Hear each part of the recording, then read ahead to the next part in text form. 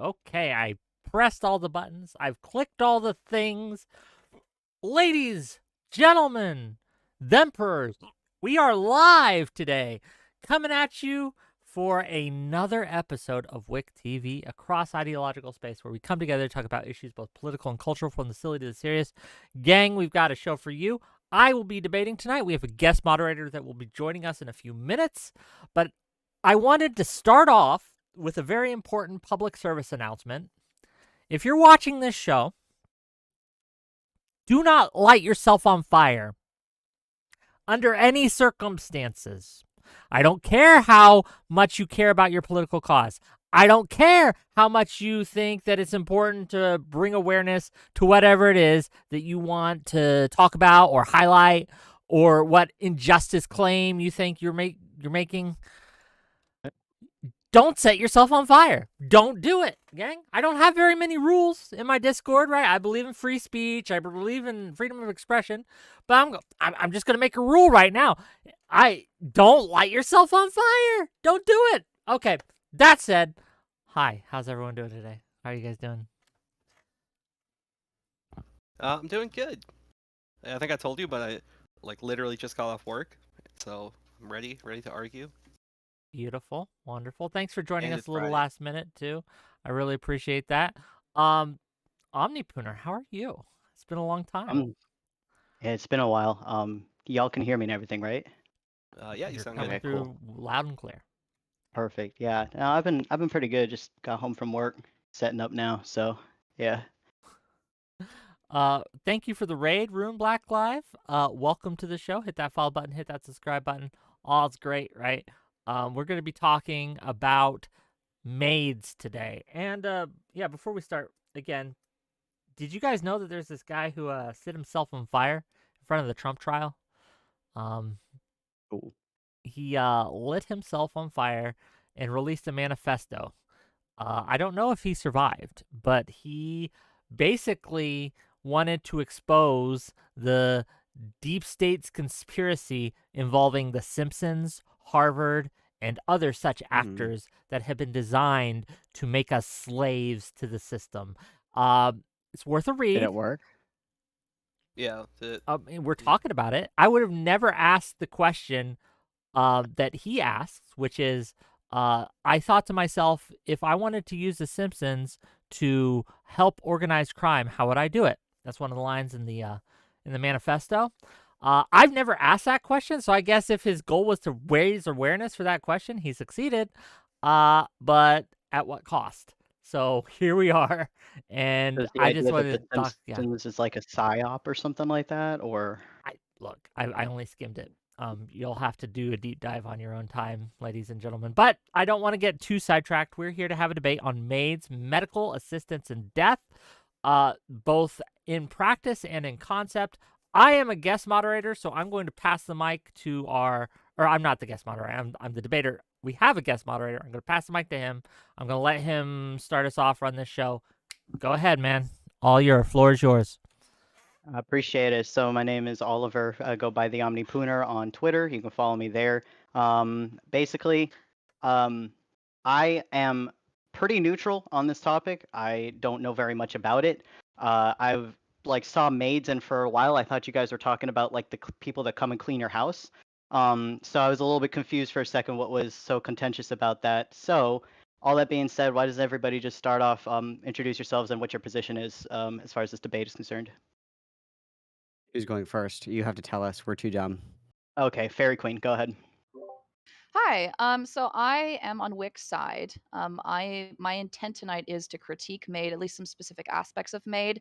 And so I am anti-MAiD, but I want to clarify and put a pin in this. So I I am pro euthanasia, like in the sense of how MAiD was originally conceived. Originally, back in 2016, MAiD was only supposed to be limited to people who were diagnosed with terminal illnesses and who, due to being diagnosed with there was a foreseeable, their death was foreseeable. It was on the horizon, and only in those instances could you receive medical assistance in death. And at that point, like in 2016, the number of people who used, I think it was about like around 0.3%. And I think it was in 2016, the number of people who died was around 1,000 people. That number, that changed, and it changed due to lawsuits. People sued, and they sued because they claimed that they had the right to die. And so MAiD was expanded, and it was expanded to include people with degenerative illnesses such as ALS, chronic conditions, Huntington's disease, etc. So that if you had a chronic, painful condition, you could you could have the option of using MAiD in this instance. The numbers have significantly spiked since 2016. In 2021, the numbers of people that had died that year from MAiD in Canada was around 10,000 people. And just for a comparison, like in California, medical assistance in death is also legal, but it's limited and there are far more restrictions. And the number of people that died that year was around like about 486, I believe. But I could check my notes again just to make sure. And now it's the case. It's April 19th. And oh, sorry, I need to wrap things up. So now that it's April, MAiD was supposed to be pushed back even further to include people that have had a mental illness as their sole condition, to have them have the ability to use MAiD. And now that has been backtracked, and now it's been pushed forward into 2027. And I think that was the right decision. And we can get more into what some of my concerns are. But my essential thesis is that the people who were the doomsayers, like back in 2016, were absolutely right. It does seem the slippery slope fallacy seems to have borne out to be true, and it does seem to be the case that like MAiD has been expanded to more and more and more groups of people, and I think that's extremely troubling and concerning. Okay. Real quick, I'm gonna interject too. I've never moderated before, so I'm learning as well. For everybody else, I'm gonna set like 2 minutes. Does that seem fair as far as like a time limit? Okay, cool. And I'm sorry. So. No, you're fine. You're fine. Not Malcolm, fair. go ahead. I mean, God damn it. Okay, sorry. So I kind of look at this from two different perspectives. I think the first thing that I think is really important as far as right to die, government-assisted suicide MAiD programs is I think that the biggest point that I'm looking at here is autonomy. I think that if somebody is kind of at the point in their life where they have severe treatment-resistant illness, they have the right to kind of say, I'm done and I'm ready to die. And I think that we should be able to facilitate that in a safe way. That way people can be comfortable in death, and make an autonomous decision to basically just be done suffering. I support the use of MAiD in non-terminal cases for treatment-resistant illnesses, and I support the use of MAiD in severe treatment-resistant mental illnesses as well.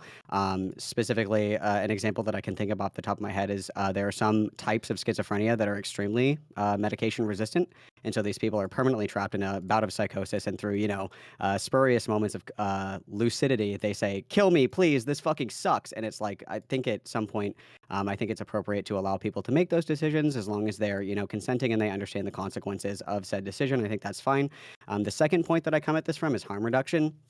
I think that there's a big issue here that when we look at people that are essentially killing themselves because their lives are so like just pain, suffering, horrible, and what have you, the people that find their bodies are their families. So for me, I'm personally uncomfortable with little Timmy and Sally finding grandpa with his brains all over the fucking wall in the morning when they come to bring him his medicine, when we could simply have a physician give grandpa a pill, let him go to sleep in the company of his family and friends and go silently into that dark night. I think that from a harm reduction perspective, this is the safe and humane way for people to be able to choose to no longer live when there's really nowhere else for them to go and they're not getting any better. All right, and Wick, you're up next. Sure. I'm going to paraphrase from an author at The Spectator who wrote about this subject, and I'm going to quote them. So these are not my words, they're his, but I stand by them. There's an endlessly repeated witticism by the poet Anatole France that the law, in its majestic equality, forbids the rich as well as the poor to sleep under bridges, to beg in the streets, and to steal bread. What France certainly did not foresee is that an entire country, and an ostentatiously progressive one at that, has decided to take his sarcasm at face value and to its natural conclusion. Since last year, again, this was written in I believe 2022, maybe 2023. Since last year, Canadian law in all its majesty has allowed both the rich as well as the poor to kill themselves if they are too poor to continue living with dignity. In fact, the ever-generous Canadian state will even pay for their deaths. What it will not do is spend money to allow them to live instead of killing themselves. End quote. This is the natural result when you give the government tools to alleviate suffering, and one of those tools that you give them is the ability to eliminate poverty by eliminating the impoverished, which is what seems to be happening. People who are too poor, right, to live comfortably, to afford medication, to be able to get a wheelchair ramp that allows them better access, they are choosing, because the government is offering them, to exit instead of stay. And that is a failure of the government. It is a pernicious incentive that these types of programs will give to people. And especially, as Fairy Queen, my debate partner, said, when they expand it to include things that are not terminal in nature. Look, at the end of the day, and this I'll close on, if you have 6 months to live, I think there should be something for you, right? If you have a terminal diagnosis, 6 months to live, something like that, I think there should be something for you. But the idea that this is a bodily autonomy question is just facetious on its face. I think that when we talk about harm reduction, we need to look at what's happening, and I think that the harm is clear, and I'll show that in my argumentation. That's it. Thank you, Wick. Testicle Johnson, you're up next. Hey, what's up? All right, so I had a little spiel written out here, but I'll just paraphrase. We'll just get right into it. So I will say that euthanasia, which is the broadest term for it, so it is a sensitive topic for a lot of people. So I just wanted to throw out there, this isn't to be all virtue signally, but some of the topics will be heavy. Like we're talking about, literally life and death, right? So these things, it's fundamentally a philosophical question, like before anything else. It regards things like Wick mentioned with the involvement of the government. I think it does involve personal autonomy.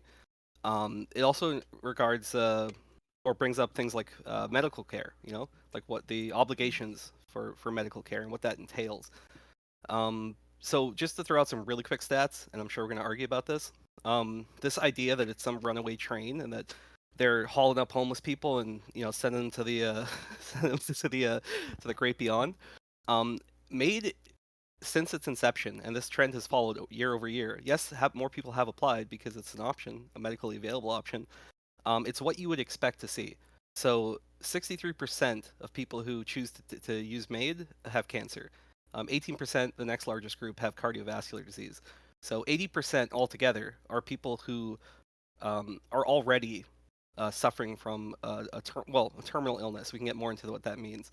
In terms of the age, the vast majority, between the age groups, I believe, I have the stats somewhere here. Yeah, fucking doesn't matter. But 75, over 75 of years of age, are the vast majority. I think it is close to 81% of people who utilize the service. So it is what you would expect. It's people who are old, suffering, and near the end of life. I'll just quickly, I do want to actually just hash this out, but you know what, I'm going to poison the well, and I don't feel as bad saying it because I said that I'm going to do it. But what my opponents are going to do is going to be pretty clear. They're going to speak in these weird, broad strokes. You are over the time limit, but if you just want to wrap it up, yeah, sure, I'll wrap it up. You got it. The fuck. Oh yeah, okay. This is actually very important because this is going to come up. We are constantly going to conflate they're going to throw in the term suicide, and that's going to just get thrown in. They're going to try and compare it to what suicide is when traditionally thought of. So just in terms of to clarify terms, the suicide is taking your own life. Assisted dying would be if this does happen, where somebody or a doctor gives you medication that you take yourself. When I say medication, like to end your own life. What we're referring to in this context is physician-assisted dying or medically assisted dying. So there is a distinction to be made there. But yeah, as a final point, I just wanted to make that clear. Excellent. Thank you, everybody, for those introductions. So as far as everybody's arguments go, does anybody have a place they want to start, or do you want me to prompt a question? I mean, look, I can. Fairy Queen, do you want to go? I don't want to interrupt. Go ahead. Yeah, I think that probably the best place for us to start is probably to talk about like what consent means, whether or not you can meaningfully give consent under duress, I think that probably would be a good place for us to start, because I think it sounds like we are all in agreement that in some cases, that in the cases of people who are diagnosed with terminal illnesses, that like euthanasia or medical assistance in death should be available for some people. I think that's fair to say for everyone. I'm not sure Wick does feel that way. No, I agree. Like I said in my opening statement, if you got 6 months to live or something, 6 then months, okay. fair, right? Like, well, Is that like the hard cutoff though? no, I'm 6 months a year. Like, I'm reasonably. You can convince me to make it more or less, right? The key components is that it's a terminal illness, it is incurable, and you have only a limited time left to live that we know about, right? So again, 6 months to a year. Again, I would, if one of my friends or someone in my family was considering it, I would strongly urge them not to. But my personal, right, feelings on that are less important than having the option available to people who may disagree and come to other conclusions. I'm okay with that. I'm not comfortable with it, but I understand it, right? But when we talk about like this expansion and the pernicious influences and incentives that exist when you give this power to the government to decide who's going to live and who's going to die. We memed about the death panels. I don't know if you guys were alive in like 2008 and things like that, but people memed about death panels that they were going to have. Canada's doing it for fucking real. So okay? when you say the government, They're not these are doing medical it for professionals. real. Yeah, it's not the government. It's not like a random sample of like we're giving out medical, 10 like suicide who pills today. funds Like this?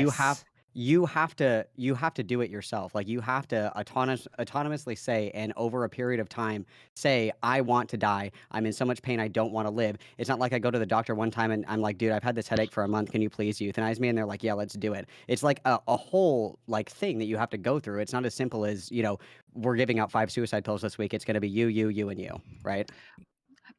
True, but there are a couple of questions. So number one, the reason I wanted to be very clear about where we're starting off. So just to be very clear, so suppose, for instance, we have a person with intellectual disability, somebody who's Down syndrome. Okay, I know we're using the word autonomous, right? If we're talking to somebody who is intellectually disabled, who is suffering They from a wouldn't severe qualify, psychiatric, and they Yeah. shouldn't.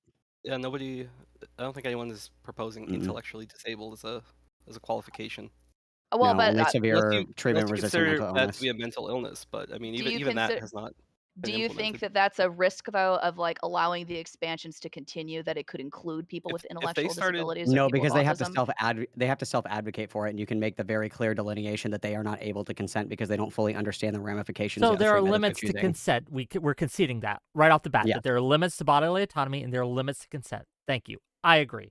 And one of those limits is if you're in severe pain, I don't think you are capable of making a conscious, like educated, a non-duress choice, right? You aren't. You simply aren't. And I don't think That's that not the true. government is able or should be able to even passively incentivize you down that road. Because again, look at the financial incentives. You talk about how medical Do you think professionals that are the ones it's carrying like this out, do right? you But think it's it's not medical professionals financially that are do financing you this. think that it's financially incentive for pharmaceutical reps to go into a hospital and say this cancer treatment works really well, and for doctors to allow patients to choose if they want that course of treatment or not?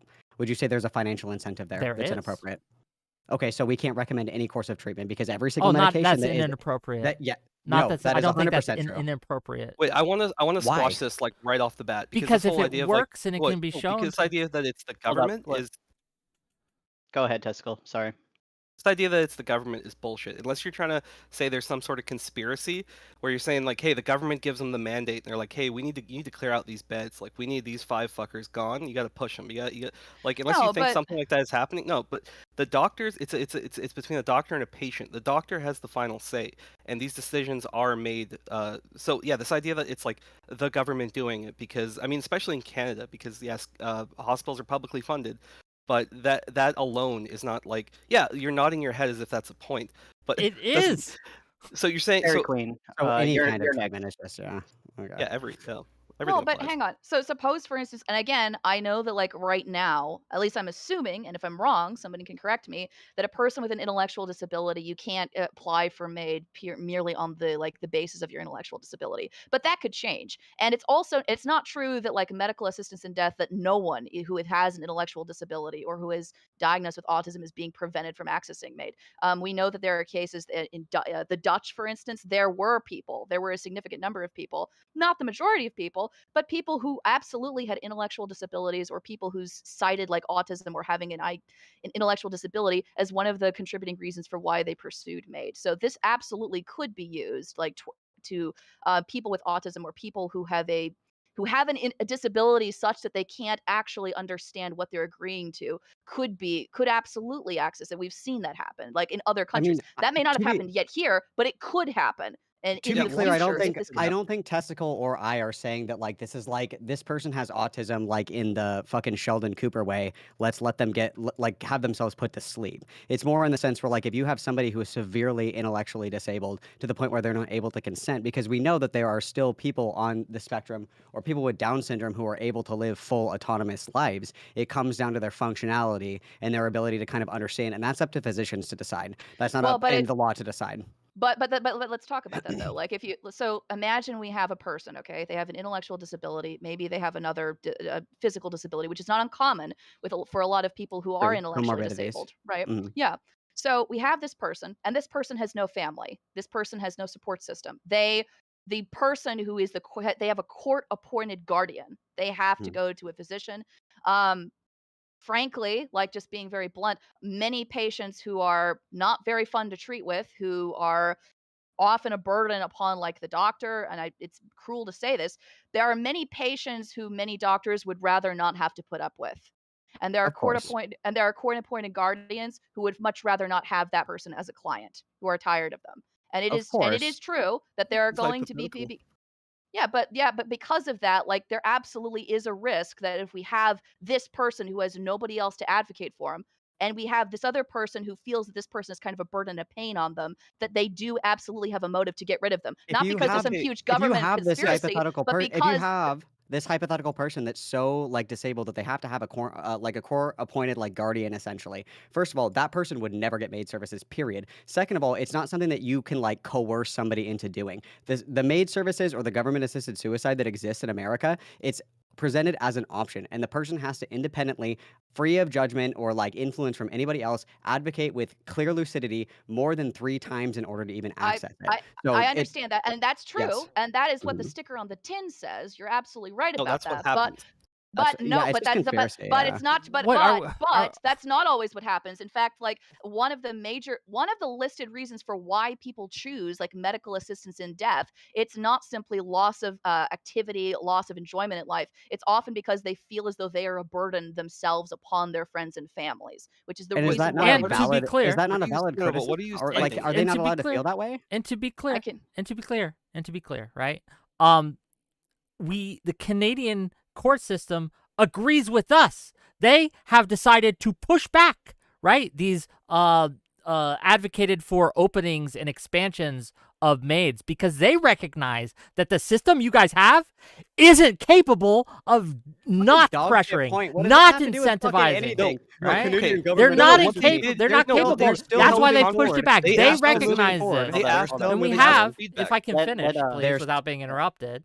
Thank you, Yeah, moderator. Go ahead, and Now, I mean, I'll say conclude on something your- worth saying. I am Fuck. saying something worth saying. Again, The we government have agrees with me. examples in Canada of patients who have looked into getting MAiDs, right? Being offered this unprompted, right? There have been people who have said that the reason that they're doing this is because they can't get proper access to medical care. So rather than spend all the money that would be needed to give these people proper access to medical care, the government in its fucking infinite wisdom has decided to off them instead. And that's what The we're government having isn't happen. offing anybody. Like, I want to be really clear, really quick. Testicle Johnson brought this up, and this is a really important delineation. Medical providers in the hospital are not the fucking government. This isn't like a fucking dark cabal of people that They're want to euthanize paid all by the the fucking government. Can I finish my sentence, please?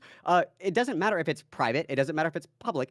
private entities and public entities still act independent of the government. This is just a service that is offered. This is between the provider and the patient. The government says this is legal to do. That's it. It's not like they're ushering people into the fucking cow pen and they're like, yes, it's just a shower. So- Like that's so conspiracy brained. Real quick, Fairy Queen, before you go, I would be curious to know for myself, Wick, what for you causes you to bring up the government a lot? If like what Malcolm says, a lot of it has to do with like the patient and the provider. I personally can see some arguments about like the concerns around a provider having any say in that whatsoever. But as far as like take the government out of it for a second, what would your answer be to just it being between So a patient and a provider? I'm Even curious. with the provider of care, there are perverse incentives there. Fairy Queen brought him up. It's much easier to get rid of a patient, right?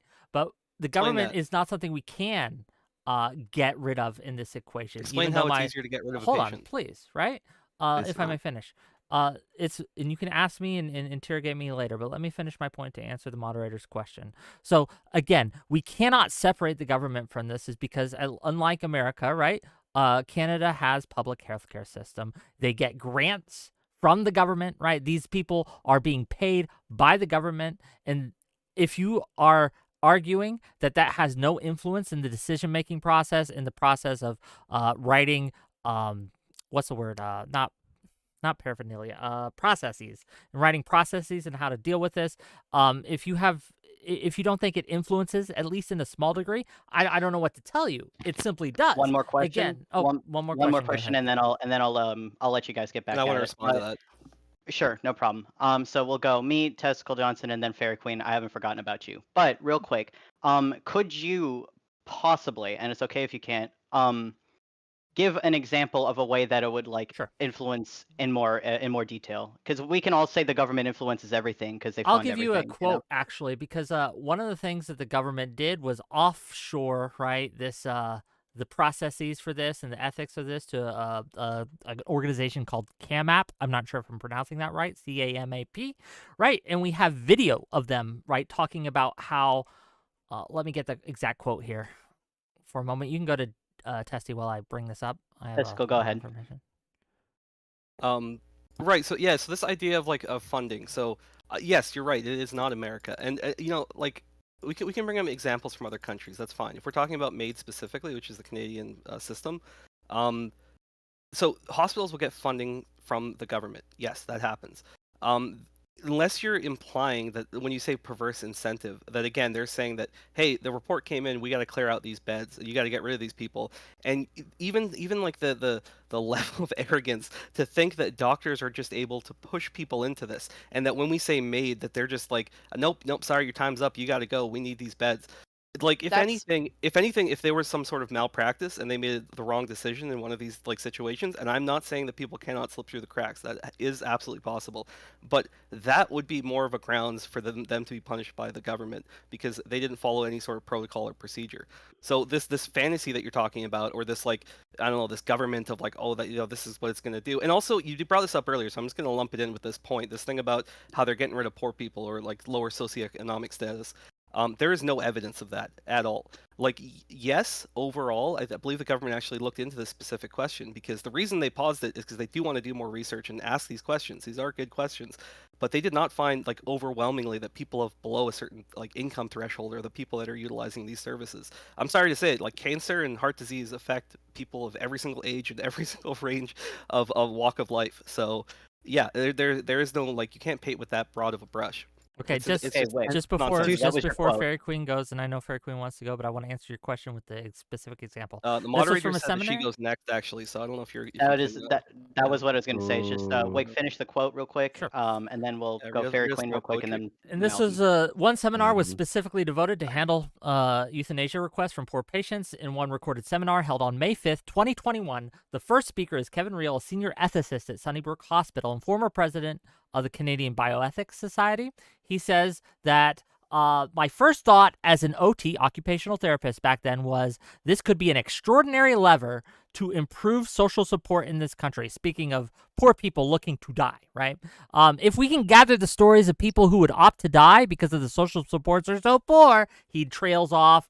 And he, again, is looking for a grant to get money into this. Again, we can see these incentives at play, and even the ethicists, right, the people involved in the decision process recognize these problems. And again, as was said, we have direct quotes from the people involved in making these processes that they want to use this in order to drive like a need for healthcare. And I, for one, am not okay with doing that on the bodies of poor people. I'm just not. Two sentences appreciate quickly. Not being able to afford like additional funding in Canada, it explicitly excludes you from MAiD services. So if you're poor and you can't afford treatment and you're like, I want to die because I can't afford my treatment, you are automatically excluded for qualifying for MAiD. But that has Okay, not Fairy been Queen, the go case. ahead. Well, Fairy Queen. Thank you for waiting. Hi, I just wanted to throw out some stats, and for those of you who don't know, this is from the annual report in 2021. So in 2021, the nature of the sufferings of those who received MAiD. So the number one listed reason was loss of ability to engage in meaningful activities. The second was the loss of ability to perform activities of daily living. The first one was 86% said for the first, and the 83% said for the second. But if you scroll down, and if you go down all the way down, you will see the perceived burden on family, friends, or caregivers is listed as about 35.7%. Isolation or loneliness was listed as a reason at about 17.3%. So those are the stats that I was referencing like before, and you can find it. I've posted it like in our group chat if you guys want to look at like what some of the findings are. But secondly, on to this question of autonomy, I understand. I understand like where this is coming from, and I understand like that you and that Testy are both advocating that this is a question of autonomy, but I don't think that it is. I think that we do have examples of people who have tried to push for MAiD in instances that clearly have nothing to do with consent. And one of those examples was when the Quebec College of Physicians was slammed and was thankfully shot down for suggesting that MAiD should be used for severely ill newborns. And if you wanted me to post the link to the story, I can post it here. It was thankfully it was slammed and was heavily criticized for making this decision, but it was suggested in Parliament that it be used and that it be utilized for severely ill newborns. And then later on, it was also criticized for suggesting the idea that the mature minors should be eligible for a assisted death, and that certain Canadians should be able to provide this type of healthcare to minors. And so if this is really a question about autonomy and it's really a question about consent, then the question becomes, and that's really true, right? And that's true for all of the parliamentary bodies and these boards and these physicians who are suggesting it. Then why do we have stories of people who are trying to advocate for minors to have access to MAiD and for newborns to have access to MAiD? That doesn't seem to go to the autonomy argument at all. Yeah, so I mean, we can talk all day about the scary like boogeyman. We can talk about things that could be, and I agree, bad things could happen. What you guys are basically saying is that because bad things could happen, therefore, like you got to throw the baby out with the bathwater. No, we're advocating that the baby not get thrown out. That's the opposite of what we're advocating for. What you said does not exist. What do you want to do? Yeah, hold up, real quick. Malcolm hasn't talked in a while. Go ahead. Sorry. I was just going to say, piggybacking off of what Testy is saying, is like this, the whole point of what he's trying to say essentially is that this hasn't happened. It was something that was thrown out. Of course, we can look to people who have like really ridiculous ideas of what like bodily autonomy means and consent means and things like this. I mean, we're still, earlier this week even, there was like this big conversation about the idea of children being able to consent to medical intervention for transition related care. There are questions about minors' place in their advocacy as far as medical interventions go. That stops when we start talking about euthanasia. And this is not something that has happened, and it's not something that's going to happen. Nobody, and nobody in their right mind would throw their support behind this in any verifiable way. Are there crazies out there that are like, yeah, I think that we should be able to euthanize babies? Of course there are, but that does not mean that we look at the entire, framework of MAiD where we give people dignity in their ability to choose when they are done living and do it in a safe, controlled way.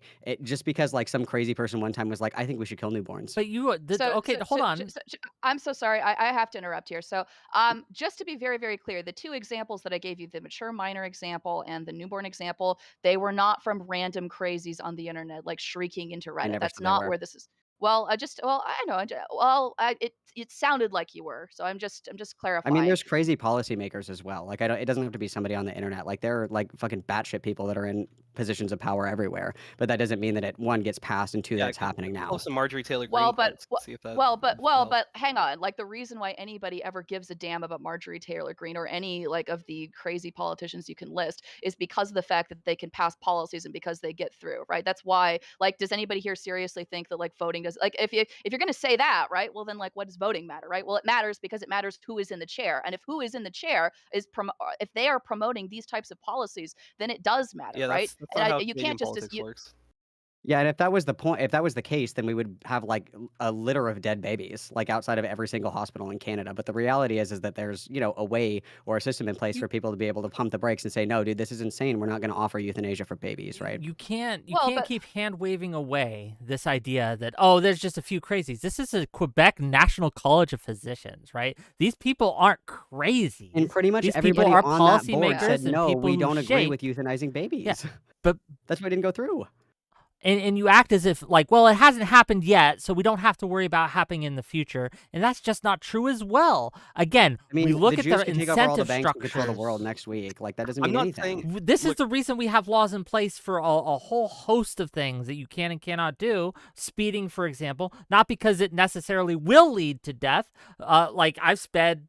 Well, no, I've never speed. I'd never break the law, gang. But I know people who have broken the law by speeding, right? They didn't die at all. But the reasons we have laws about this is because it increases the risk. Yeah, I can say, okay, Yeah, hold on, let me finish. It increases the risk of these bad things happening. And my argument here is that by expanding, as Canada and other countries have done, right, by expanding this list of who is eligible for these programs, what we're doing is we're increasing the risk in a way that I find gross, Okay, specifically. so I asked Wick a couple hard questions earlier, so I'm going to ask Malcolm and Teskel just a few.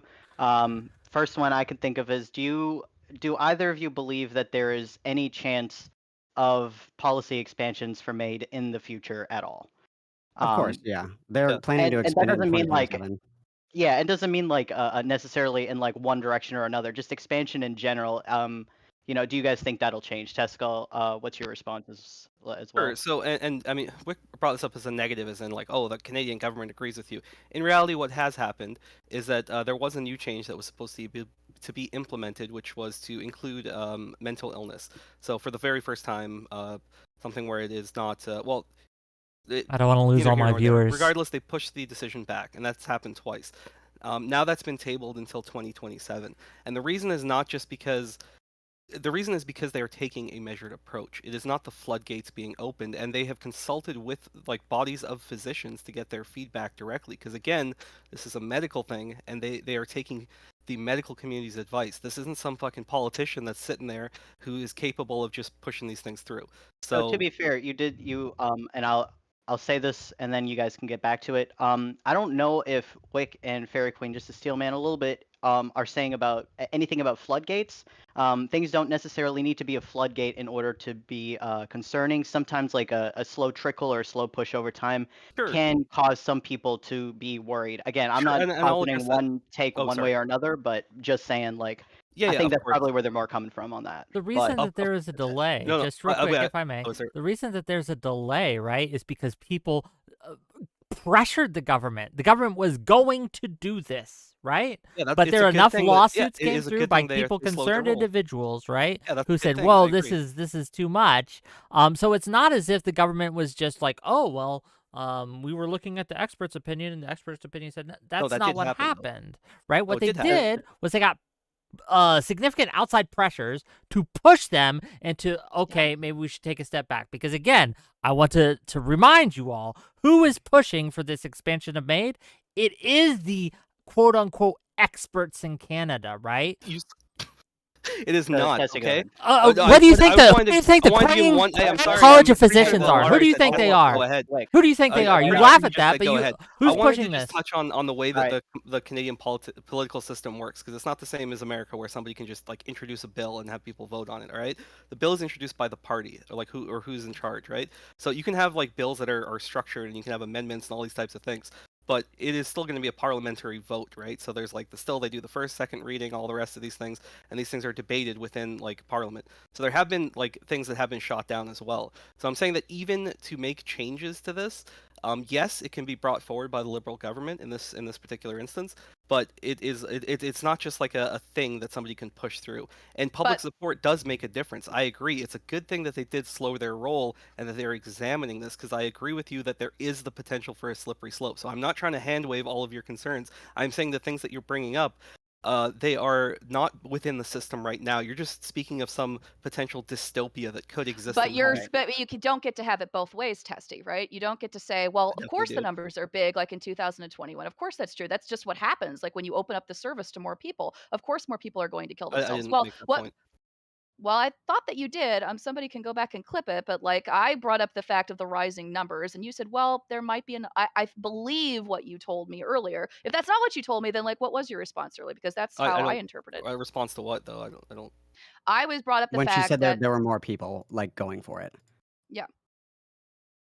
And to be clear, this is already in law. Like, so this isn't something that is waiting to be put into law. This is already law. The delay is lawsuits and other things that are delaying the implementation of the law. But to act as if this hasn't already passed, it's already passed. It's already written into law. They're delaying it because of the pressure thing. So that dystopia that you said, oh, could never happen ever. Oh, there's too many checks and balances. Motherfucker, it happened. It happened in the past. We're living in a future world. I'm not opposed. I don't want to speak considerations for mental illness either. I am saying I am glad with the review. I am not opposed to that aspect of it. Okay, I think that the checks and balances need to be in place.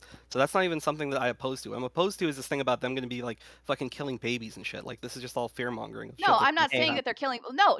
Okay, the point of me bringing up the baby example. Look, it's okay to fear monger when you should be afraid. Everybody, pause for a second. Malcolm, I can see you're trying to say something. Go ahead. You haven't talked in a while again. So.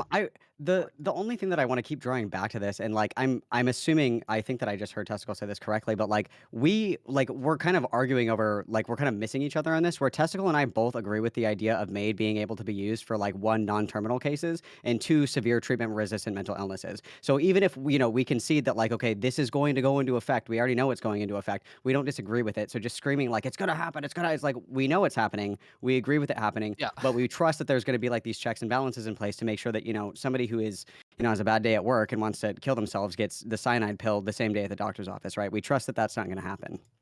Well, you trust that, but I would say that there are a couple of issues that come up with it. One of them has to do with doctor shopping, right? So suppose, for instance, like you might have like a patient who really wants to kill themselves, and they go to their doctor, and their doctor says, no, I'm not going to do that. You don't seem to be of a good mind state. And they say, okay. And then they go to the next doctor and the next doctor until finally somebody says yes. There are cases of people who have done this, who have gone doctor shopping to try to find But that's not how it works in Canada. Sure. That's not how it works in Canada because it's private or it's public, right? So you can't just like doctor shop around, and the criteria is still the same everywhere that you go. So it doesn't matter if I go to a different doctor, I still have to meet the interpretations of the criteria. Much like there's criteria is the same everywhere. Well, not everywhere, but in most places you go when it comes to opioids and distribution of opioids and things like that, and doctors' ethics and things like that in America. But one of the reasons the opioid crisis hit the levels it did was because of this concept of doctor shopping, right? They would find someone who was permissive, doctor who didn't take their job seriously, who was bad, and they were able to get their hands on this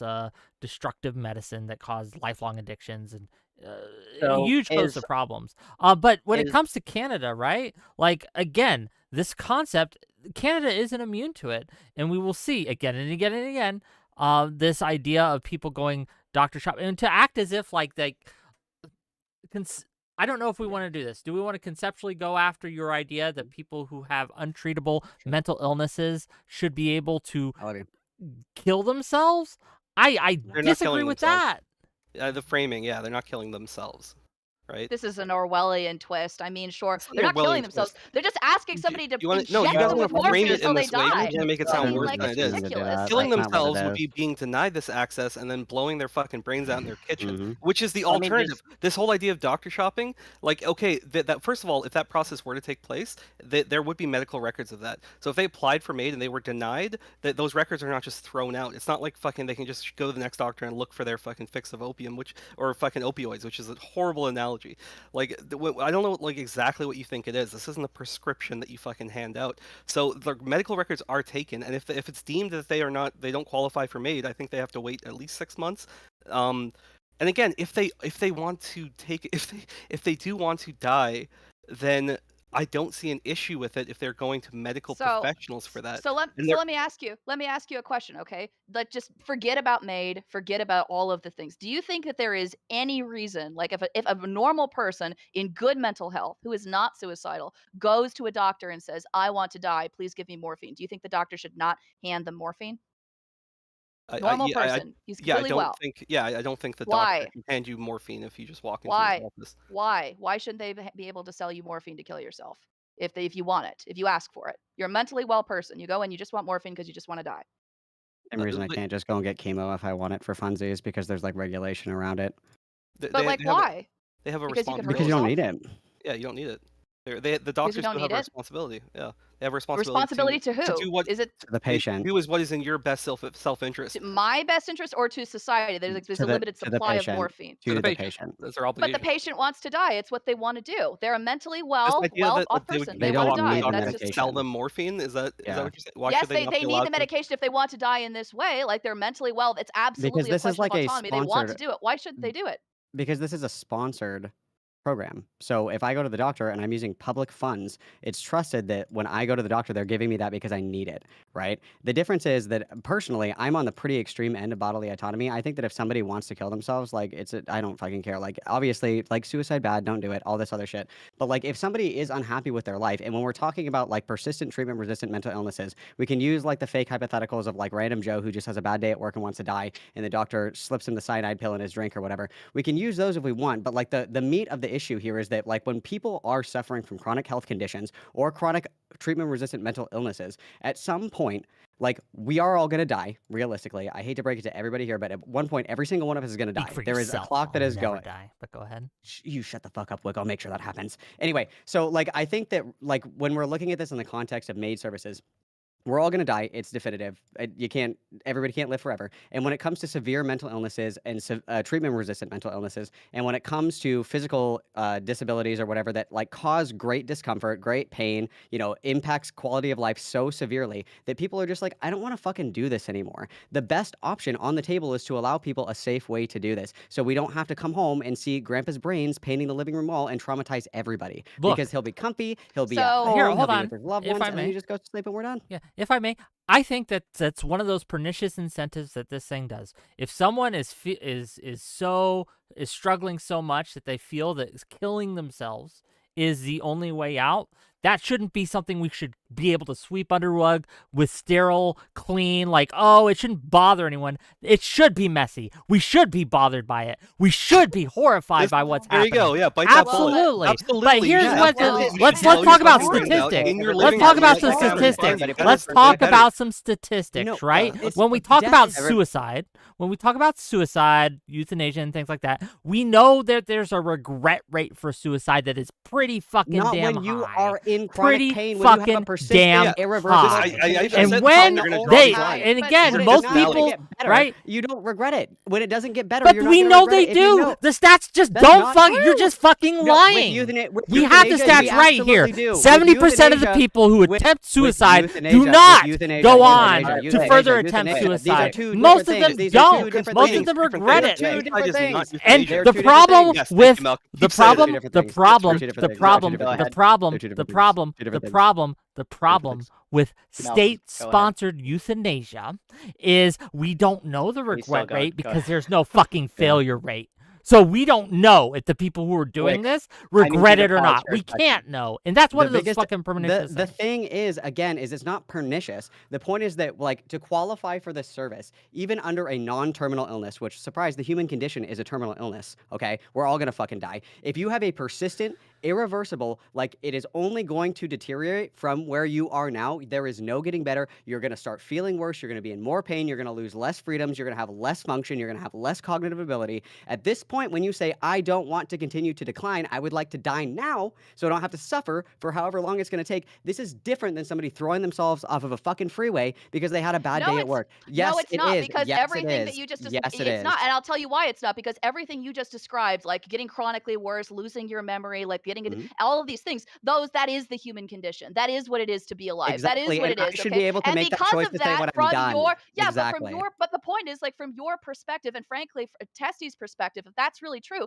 then there's no reason why anyone shouldn't be able to access MAiD. All this stuff about like the doctor's responsibility to the patient, that doesn't matter. Okay, people go and ask for treatments from their doctors that are cosmetic, that are fruity, that have nothing to do with like them being able to continue. Like, well, I mean, we've seen it. Like, people go for all sorts of insane medical procedures, right? Like, that are absolutely cosmetic, that have nothing to do with like their actual wellness as people. Okay, so this These aren't idea that covered like by the insurance. This isn't covered by public health plans, and this isn't something that is just given out like willy-nilly. Like, this is if somebody you are killing going to themselves. say, This is somebody dying. if you are going to say that it should be my legal right, and it's my legal Yes. right, well, if that's the case, then like, well, hang on, then like, you don't have to go to a doctor and ask them for morphine. You could There's simply no go and limiting kill principle. yourself. You could hop Exactly, off and that's there the is a no limiting problem. bridge. principle. So This is why like the have the whole thing that you doctor? missed. So why have This the is the doctor? whole thing that you missed. This is the whole thing that you missed. Is the point is that when we think about death, and Wick is doing it where he's like screaming like it should be violent and disgusting. You should see guts. And it's like, the reality is that death is scary. Death is traumatic for everyone involved. Watching family members die is very painful. It's very hurtful for everybody. And I'm sure it sucks for the person that's fucking dying, if we're being completely honest. The point of this is that we know that this person is only going to get worse, only be more severe in pain. When we have the opportunity to give somebody a medication that they take on their own and they just go to sleep, and they can have their friends Yeah, around, but they the can be at problem- home, they can be comfortable. I'm gonna finish my sentence. They can be comfortable and they can be at home, versus everybody leaves for the night. Grandpa sits alone in pain, crying in his rocking chair, and blows his fucking brains out, and everybody comes home I and sees wanna Grandpa's throw guts one- all wait, over the floor. I have one option That is B, the that is but the option reality. B is you have a woman who is 94 years old, who is blind, whose family does not want to send her to the nursing home because it's too expensive and they don't want to sell the house. So they'll say, I think it probably would be better. And It's she so wouldn't long. qualify for Wouldn't you MAiD like services. wouldn't you like to die with? She could. Yes, absolutely she could. would. not. Why wouldn't she? No, she She has wouldn't. a diagnosis. If they convince her, blind. if her family The patient pressures has to ask into for it, independently and without influence on 3 separate Yeah, occasions. the sticker She cannot says that be- on the tin, but that's not keep actually what saying happens that. in a lot Show of me an cases. There are example where many that cases. happens. Show me an it example just where want doesn't. me It to show just you an doesn't have example? it. no Okay. one because speeds. Okay, I No will one tell you an speeds, example. right? I will tell you an Family. example. I have an example I will give you right now, okay? Is it gonna There be was the a Dutch veteran example whose that you name brought was up? Okay, go ahead. Christine Gauthier, a 5-time Paralympic champion with a spinal cord injury. She testified before a parliamentary committee saying that she had been encouraged to pursue MAiD by 2 separate government workers. That absolutely has happened. There was What does another that case of even a mean? federal. Does that just mean that they asked if she wanted to pursue it? Is Yeah, that what they They presented offered to it her to as her. an And option. then Yeah, there they was offered another it to her. and then there That's was another normal. That's case not- of a that's not federal influence. employee working for the Canadian military veterans who is allegedly encouraging several of them to consider MAiD, i.e. to kill themselves. This now that is- Yeah, employee but was what does that? fired, but there What are does that cases, look like and I in can link. practice? That's the I'm question. going. Because if they just say this You is want an me to link option, you that's the? yes. If you just say this is an believe the option story. that's I've heard the available for story. you, it's not the same thing. It You, absolutely- as a Wait, practitioner, the example that they you brought up should was be the able to ask. 94-year-old grandmother with her family there being like, you know what, Granny's a bit too expensive to take care of, so and you're comparing it to the Why situation wouldn't where it? the government. Hold on. Which are There's more no. serious real and actually quick. happened. Real quick, I do have a question for Fairy Queen. Just something to clarify. When you're talking about like a influence on a person, right? It seems like what you're kind of leading towards is the idea that family members or somebody around can influence a person to kind of consent to something, even if the person may not be in the right frame of mind to, say yes or no. I guess my question would be is should there be like a stopping point or something where a person is too old to consent anymore to something like this, where like no matter the influence or anything like that, you are then just no longer able to qualify for something like MAiD, even if you want it, if people are trying to influence you into it, would you like compromise on that where like So should people potentially? with dementia and Alzheimer's be able to like opt for MAiD? Is that what you're asking? No, I'm asking more like let's say, but 80 years old is the cutoff point. After that, you mentally decline to the point where you can't really consent anymore. I may have completely misunderstood. In which case, So just so continue with what you're I'll saying. answer it this way, okay? I think that if you have a terminal condition, okay, you've been diagnosed with something, okay. If let's say you have cancer, okay, and you know that you only have like as Wick said, like 6 months to a year to live. Um, and if you were in cognitively good condition, okay, like it's clear, like they've gone to the doctor, they're cognitively secure of mind. And if that person wants to pursue MAiD, then I think that should be I have a okay. question. But it hinges on that person's like cognitive ability. Yeah, If we're I talking agree. about I somebody have a who has like question for you off Alzheimer's the or back has of that. dementia, then I don't think that person should be Yeah, allowed so to. question for you. So let's say somebody has Huntington's, which usually presents when they are in their 30s or 40s. It is a terminal illness. They will decline, and everything you just described applies to them. They will decline, they will eventually die, they will deteriorate, and they're in their 30s or 40s. They start to present symptoms, and they understand, as you said, they're in clear mind and everything. So, in that particular instance, you wouldn't have an issue with them using MAiD then. How long just out of curiosity, how long does Huntington's take to metastasize, for lack of a better term? Yeah. Like, are we talking No, a year? death Are we is talking 10 foreseeable. years? Are we Death talking is 40 foreseeable. years? It will happen. Okay, no, this is what I'm asking. This is what your arbitrary fucking bullshit at the beginning. You're like, oh, well, 6 months, and then like Fairy Queen's like, well, they're like 80 or 90. Can you answer so my it's like, question? okay, they're on. Google says 10 to 30 your years. question It is depends. okay. Ask 10 your to question 30 again. years? No, Ask your I don't question. think If you someone know who that it's might gonna die in happen. 30 Yeah, years Yeah. should be able to access You're MAiD. just deeming That's it. what You're I just would saying. say. You're just decreeing. You're saying no. Well, it's okay because now they're okay. But that's what you need to see If them death fucking suffering. is You need to foreseeable see on the them at horizon in the near future, on the within the horizon next in year, the then near yes, future. Okay, that's what so it we can means. add these Not in 10 qualifiers or to it. 20 or 30 or 40 years. Yeah, so No, your position no. is different. Your position is that it makes you feel uncomfortable, and I get it. No, You your guys both position are is that you uncomfortable don't want to with feel the idea uncomfortable of by this, okay? seeing That's not my someone position. suffer. So to spare your feelings, because it's No, it's too your fucking feelings. difficult It is to your care feelings. for You your wanna loved watch ones them and fucking family suffer members in the who bed. might It's need You wanna their watch them palliative feelings. care, wither away that and you let the just want to cancer eat their fucking fucking brain. hey, And it's Grandma, because go you get feel MAiDs. bad. I don't want to deal with You it. don't It's wanna causing me let go. emotional It's trauma. that- Oh yeah, my you god. just want them to Alright, sit It's for around their for your fucking feelings. ego. It's for their considerations because we don't want people to suffer. And like Dead this, don't give a shit. They want to die. It's for you Mhm. because you're not ready to let go of them, and it's because of people's own fucking hubris. And I have seen this where the situation. Yeah, I've the seen example, people who've the just example that you people gave of who the families. The toss example off that you gave of the their families, 9 times out of 10, it is the opposite. Most families Sure. are not fucking malicious and want these fucking old people out of their lives and die. I'm These are sorry. people that Okay, they are okay. connected with, and they're close. The It is example one of that I the. just gave you is a Usually, real it's one, the and it families who came are the from ones who somebody are who works as a advocating for medical them not to professional. do it. No, dude. Okay. Example of one. Okay. Okay, perfect. Fairy Queen, No, I need to let him finish. Yeah, let me just get this out Let real him quick, finish. and you can contradict me here. I am saying that in most normal like households, when you like you have a person in a family, speaking here, the families are usually the ones who are advocating and trying to convince them out of it that they don't want to do Yes. it.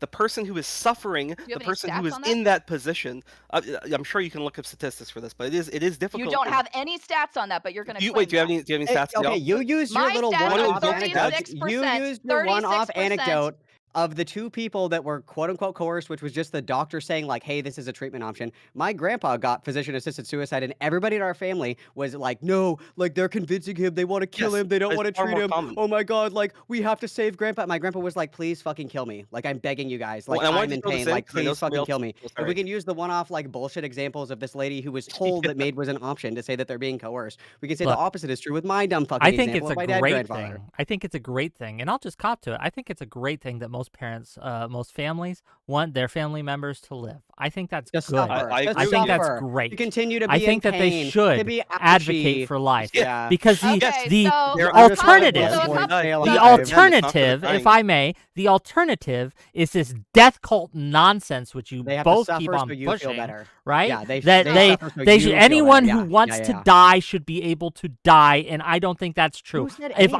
anybody? see Testicle, someone did you say who anybody does, should die? you both Lightning Ghost. have Just let him go. advocated for bodily autonomy. Do not gaslight me. You both on this panel in this show have advocated that you think that people who want to die should be able to die because it's a bodily autonomy argument. That is the argument you have made, right?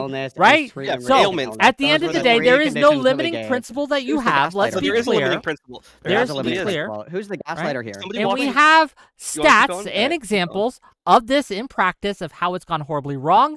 This the We wheelchair later We don't. ramp lady. Yes, we do. Wow. I just Again, listed advocated for 5 36%. years. Example. What you're Literally, doing, people just what were you all both offering are it over doing and over is again. trying No to one- paper over and trying to use these buzzwords like suffering. Oh, the family's suffering and things You're the like one that. who was like, People are justice suffering. horrible. We have to And what see we need to guts. do is we It's okay when need you do to, it, though. again, if someone has a terminal illness such as Huntington's or these things, I would rather the government put money into researching how to cure it rather than how to eliminate the patient, which everybody is else what's just has going to on try right and now. So go I fix need to themselves. get in here. I need to Exactly. get in here Science, because both of cringe. you Sure, said everybody. something in here that is not true. So I mentioned earlier the thing about autism, and both of you said that MAiD would never allow that to happen. Correct? Somebody?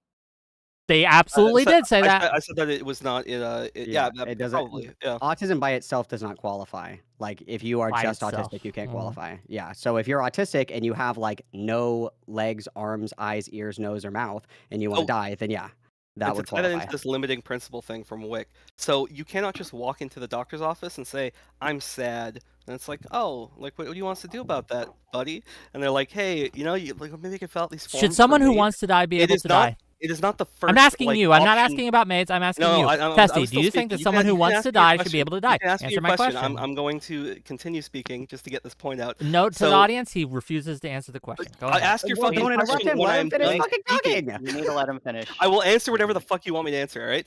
I'm saying you walk into your doctor's office, there is a process. It is not the first like level of treatment. So you keep saying there is no limiting principle. That this is the same shit, fear-mongering shit where again, they can, when I mentioned the floodgate things, you're like anybody can just walk in off the street and just get MAiD. Oh my god. Like the way So that you were this is framing a real case. Wait, It just happened in March 25th of 2024. The Calgary judge ruled that 27-year-old can go ahead with MAiD death despite her father's concern. So the father complained to the court and said that he thought that she was essentially healthy. She didn't believe that she had her physical symptoms to the extent that she has any results from an undiagnosed psychological conditions. Her only known diagnoses described in the court earlier this month are autism and ADHD. And she absolutely received MAiD. The decision name? stays pending. Actually, I don't think. Let me be very clear. Decision stayed pending, and actually, I can post the article. 𝕵𝖎𝖎𝖙 decisions. Okay. The judge also issued a 30-day stay of his decision so that the WV can take care of the case of the Alberta Court of Appeal, which means the interim injunction will remain in place for the next month. Okay. And I can post the article here, like in our group chat for everybody to All right, see. Tessie, finish up what you were saying. Oh no, I because think we're I was talking. done. I don't remember what the fuck I Okay. was So thinking about. let's be Okay, clear. She ain't dead yet, as Rabid Wombat says in chat. But the judge said yes. These people have successfully, right? If it wasn't for people like screaming no, right, she'd be dead now. So this limiting principle that you talk about, like, oh, there's so many safety checks and balances, ain't happening in reality. You're living Well, in this she's fucking still alive, fantasy world so- where your ideology has not. turned your blame No, off. she's not. The Calgary judge has issued a ruling that clears the way for a 27-year-old woman to receive medical assistance in dying despite her father's attempt through the court to prevent that from happening. That's what the article says. we don't know what condition she has, and her dad I is just is told a you it was doctor. ADHD and autism, and there are no other records like regarding any other like Oh, here it conditions is. Her that name's she has. Sally Miller. Calgary. So once again, Sorry, go ahead. while he looks that up, Testicle Johnson, answer my question. was your Do you think question? that What was someone who wants to die, anyone who wants to die, should they be able to die? Yeah, from a philosophical standpoint, absolutely. Yes, from a philosophical Yes, standpoint. it is hubris And this is a problem to I think have. that you have the right to tell somebody else. Like again, you're like the Huntington's thing example. You're like they're gonna live for another 20 years. No, they can't do that. Like they have to be on death's door and suffering to your satisfaction for them to be able to do it. Absolutely. And again, it does come down to autonomy. It is your life. You choose. You don't get to choose when to come in. You absolutely should be able to get to choose when you leave. So do you think that a Okay, but- parent who has 5 children should be able to just fucking off themselves? Oh, I thought you were gonna say off the children. Fuck. No, off themselves. So, oh yeah, again, commit suicide, right? Yes, off themselves. If they're like, hey, 5 being a kids, parent, right? being a parent Don't is give a little fuck too about hard. them because bodily autonomy. It's my body. I can do what I want, right? I don't give a shit about those 5 kids who Well, rely on me. wait, I are don't you give a saying- shit I need about my to- family I who need to- relies I on need me to to Are you support saying that them. I I just need need to to interject kill here real themselves? Is that quick. what you're trying? Is that the bullet need you're to- trying to get me to bite? Listen, I let can me hear you, interject Biz. here real quick, right? Like, I will just give a tiny bit of pushback here. Like, if they really want to do You it, can they'll push do it a- anyway. But we shouldn't encourage, help, or support it in any way. Instead, we should and that's stigmatize not it, what you shame it, actually, and ask if I would culturally, encourage it or support culturally it. take it away. just asked What if I Actually, thought they like should be leads into allowed a to. question I reason- was going to ask earlier, Sorry, which go ahead. was, at what point do you draw the line of pushing versus recommending or suggesting or offering, right? I think even Pushing offering can it be is a way to push it. translated.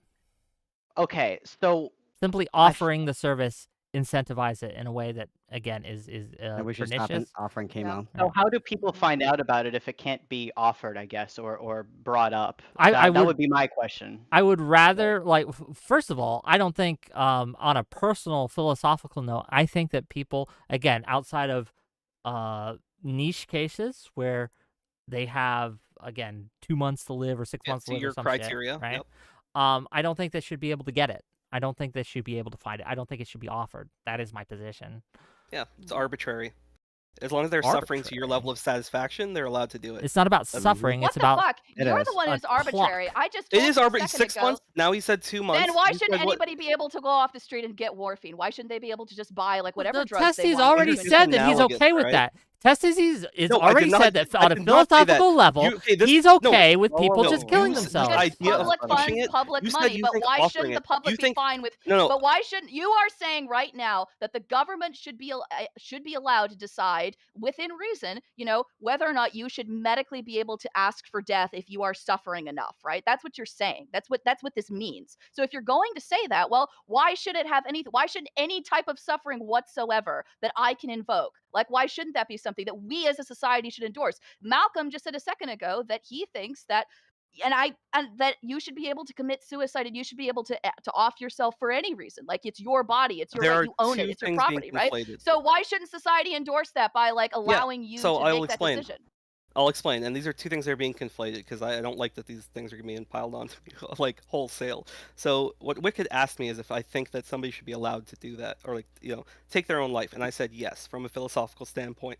And then he went on to clarify that he thinks that simply offering MAiD is an endorsement of it and that you're therefore pushing it. And then he dumped that onto me. And from Fairy Queen's perspective, you're saying, well, what stops our average citizen from walking off the street and doing these things, blah, blah, through the government? No, I'm saying- I'm not.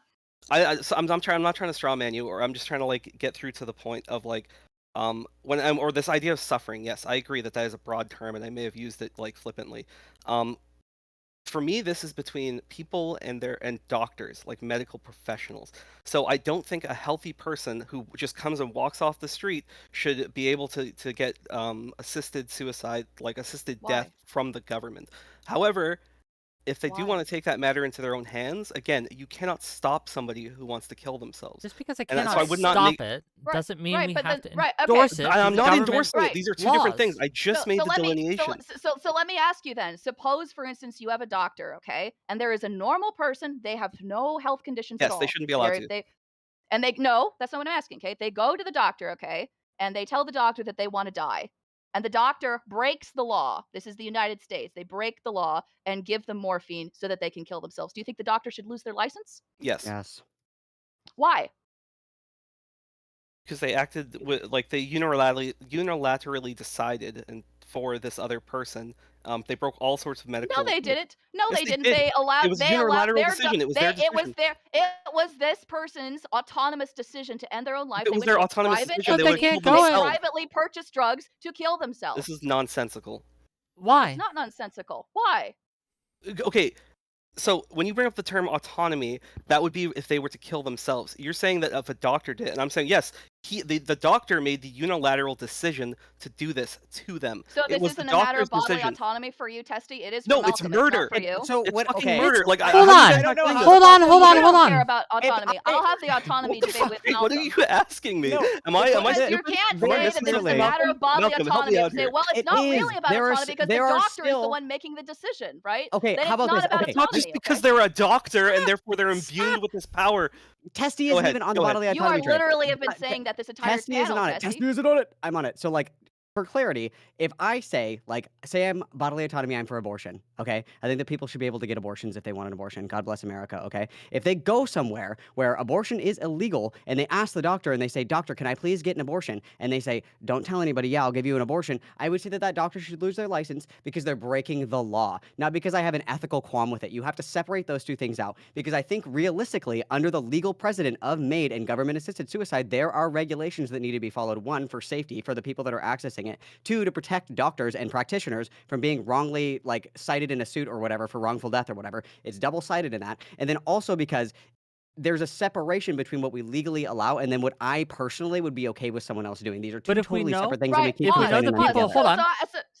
No, I'm sorry, Wick. Let- Okay, let I Sherry would agree with you, like Malcolm. But if you're going to say that, then what you have to agree with then is that like us discussing the influence of the government, like in deciding, making these decisions, is not ridiculous. It's not just the doctor making the decision about what is medically in the best Wrong. interests of you. It's about like what the No. society. Yes, it absolutely is true. Because It's if not. that was true, if it was really just about like what is in the medical best interests of the patient, then your answer to the doctor who gives the patient the abortion, even though like it's illegal, like of course they shouldn't lose their license because they have behaved ethically to the Hippocratic Oath. That's what it means to be a doctor. They made the best medical decision, right? That's why we're talking about the law here, because it's clearly not just about what's in the best medical interests. No, it is it's not disanalogous. It is completely disanalogous because when we think specifically about the concept of being able to decide when you're done living, essentially, is what this is all about. And I will keep reiterating this. It is about, first, harm reduction, and it is 2, like alleviating suffering. Okay, so if you have somebody who is in chronic pain, you know, they're not getting any fucking better, they're going to die anyway. Even in the case of non-terminal illnesses, when it impacts your life to the severity that you cannot move on, anything beyond that is your discomfort on the situation. Because people who are in pain, that is not a mitigating factor that takes away their ability to consent. It can in some instances, like if I get blown in half by a fucking IED and I'm like, I guess my wife can fuck John Stamos. Like, obviously my fucking, you know, impairment is impaired here. But like, what I'm saying is that the patient is advocating and saying, I am suffering. I don't want to continue to suffer. There is no light at the end of the tunnel for me. I'm not getting better. I want to die. The physician, like, implementing that, 1, is harm reduction, and 2, best serves the interest of the patient because they can't do anything other than sit there and let them suffer and die. That's and it's just your, not true. It is Hold your on. uncomfortability. I understand It it's is your your position. uncomfortability with putting somebody out of their misery. That is what it is. Okay, Yes. first of all, okay, enough of this. Okay, for all 3 of you are doing this. That's enough, okay? All of you are saying, I could see your true motivations. Like, shut the fuck up, all of you, okay? And You I cannot see see all. any of your true motivations. Like, no, I can. don't have a crystal ball into Skill your head. issue. You don't have a crystal ball I into do. my head, okay? So You that's didn't the get the first crystal thing. ball before the debate? The number 2 thing, the number 2 thing is, okay, well, I see yours. It's lighting up apparently right next to your wall, okay? It says But Fairy Queen is evil and hates okay, sick people. Okay, go ahead. but Sorry. here's the deal, right? So I understand that's your position. I understand that you are saying that like a doctor should be able to medically decide like whether or not a patient is suffering, you know, and whether or not they are able to have access to MAiD. I understand that your position is to say to me that this is about harm reduction, about dying with dignity, and about being able to have autonomous control over your body, right? That's Yes. not, I know that's what you're saying, okay? But the problem that I have with that is that even though I know that that's what you're saying, I disagree that it's purely about that. And the reason why I disagree that I think that it's purely about that is because we mentioned the abortion, right? The abortion, if that is true, if the purpose of, if a doctor should not be able to lose their license for decisions that they make, if they are medically appropriate decisions that are made in the best interest of the healthcare of their patients, then your answer to the doctor illegally applying an abortion in a state where abortion is illegal, it should be no. It should be they shouldn't be able to lose their license because they made the best medical decision. Yeah. No, So yeah, sorry, no. go ahead. So MAiD is not, again, it's not this impression where you are able to just walk into your doctor's office and it is somehow, I'm going to determine that this is in the best medical interest of my patient and I'm going to kill them. It is not a unilateral decision. The decision is not made by one doctor. It is made by at least 2 physicians. There is an application that is 2? sent and reviewed. Yes, at least 2. 2? So, oh my yeah, god, that's so many. Oh my god. Yeah, like, as if that doesn't change the fucking situation. Because I agree with you. There could be some fucking crazy Dr. Kevorkian dude out there trying to just like green and give check marks all the fucking, you know, all day, and then they just submit the papers and it's all fine. So that's why when we talk about checks and balances, there are procedures that are gone through, and there is a mandatory minimum wait period. If you are not immediately terminal within the 6-month period, you do have to wait. If you're gonna die in like a fucking week, then yeah, you're probably gonna get it on the fast track. But there are steps that need to be taken. And again, this what Malcolm had mentioned earlier, there is generally at least a 30-day waiting period. I had a friend who had applied for MAiD. He had chronic pain. I don't fucking remember his condition. I feel really shitty, actually. I'm a bad friend. I went to his wedding. But he was going to apply for it until he met this girl, and then he decided to get married. But he changed his mind. But he was on track to do it. And for him, it was a chronic lifelong condition. So he had to wait for almost a year before he got approval. And he did get approval, but then, you know, thankfully, I am happy for him. He ended up meeting like the love of his life, and he changed his mind, right? Holy but I am shit! saying, Yes, those things That do happen. That's really- yes, that's why there's a wait that period. helps This is already part of destroy the system. your argument. This is already built Had it into the taken fucking Doesn't destroy the 2 argument more at all. months or 6 more months so for fucking him to meet delusional. the love You're of so- his life, Oh my he God, would have dude. been dead. He would have been dead. And we Yes, talk it's a about good harm thing that there's a reduction. wait period. What you It's a do good when thing you you kill It's a people good like thing you this can't do is just you what Barry reduce Jones' their example ability was, to and get experience morphine anything. from your doctor Brittany and just Simon, thank you for the raid. Let me fucking. There's a lot of nonsense being spewed out, right, by I agree. Johnson and I agree. and his full of shit. compatriot here, right? Like they're just making shit up. They are not Crazy, that's what addressing you're the doing. points, and they continue to What do you want me to avoid address? talking about the very real issues that we have. Again, No one's we avoiding talk about anything. how it takes 2 doctors, so we would never have anyone who just has ADHD. I never said never. right? I said there are mechanisms However, in the system. even the system It's not as- it's existing, not as like simple even as if you're it's a framing it. rare amount, only 5%, 10%, 1%, that is too many. That is unacceptable. I don't care if it's agree. rare. No the system fact that is it perfect. happens at all, People the fact that have- the system people have and happens will at slip through all the cracks. is a That problem. happens. And And then you the say, reason well, why it's they super say- rare All and right. it's Yeah, just with the bathwater. insane. This is Yes, the first thing I fucking systems saw. All right. that cause You just wanna get unnecessary rid of the whole death, thing because right? of the chance that Yeah. something could not be done correctly. But it's not just the chance; it's the examples of it not being done correctly over and Yeah, over and the over again. cherry-picked We have handful of several examples times, out of tens and of the fact thousands of that it people. is that if the system didn't exist, Literally do you know? 10,000 Okay. people that died in 2021. Okay, look. Okay, it's just simply true. The stats show it. 36% of people like who 36% of the people who were surveyed who chose to access MAiD in 2021 stated like feeling as though they were burdens to their families and friends as they mitigated. Sometimes you are a burden to your no, family, but- and that's okay. Wait, yeah, but again, that's that is not a I soul. agree That with is you, not but like the isolation. fact, yeah, but they also I understand but they also said that 17% of them also stated that loneliness and isolation was a huge reason on why they selected it, which That's means fine as well. which They can still means do that. which Okay, but that means that indicates that there is some level of influence and outside pressure that is a factor in why these people choose to kill themselves. That's the That's a reason human why I'm saying that, No, okay? true. Yes. Yeah, If when you're I'm- like 90 years old So and you all your can fucking see friends that died there and you are- and panicked and you're just also, waiting to die. I don't Yeah. want to be a burden on my and family. also, Of just course, a sidebar, of course like it's both, something I'd think I'm about. sorry, both, but both sorry. of you, okay? Go ahead. I'm sorry. Yeah, but both you and Malcolm, okay? I'm sorry, but like your answer to the abortion example is like you keep saying it's disanalogous, it's not analogous, and then like explained your why. response, yeah, but your answer doesn't make any sense and it doesn't have it actually address the problem. The issue is, okay, abortion is illegal, okay? It's illegal for political reasons, not just for medical reasons, okay? It's illegal. Doctor chooses to break the law, okay? You think doctors should lose their license, okay? For In breaking this the law, yeah. case, Yeah. but in this case, okay, like MAiD, right? It is legal. It is legal Mhm. within. It is legal with right. extra steps. Yes. Yep. It's legal. How do you get an right? abortion? The How do you get reason an why abortion? it's Abortion clinics exist. You can drive to an abortion clinic and you can get an abortion.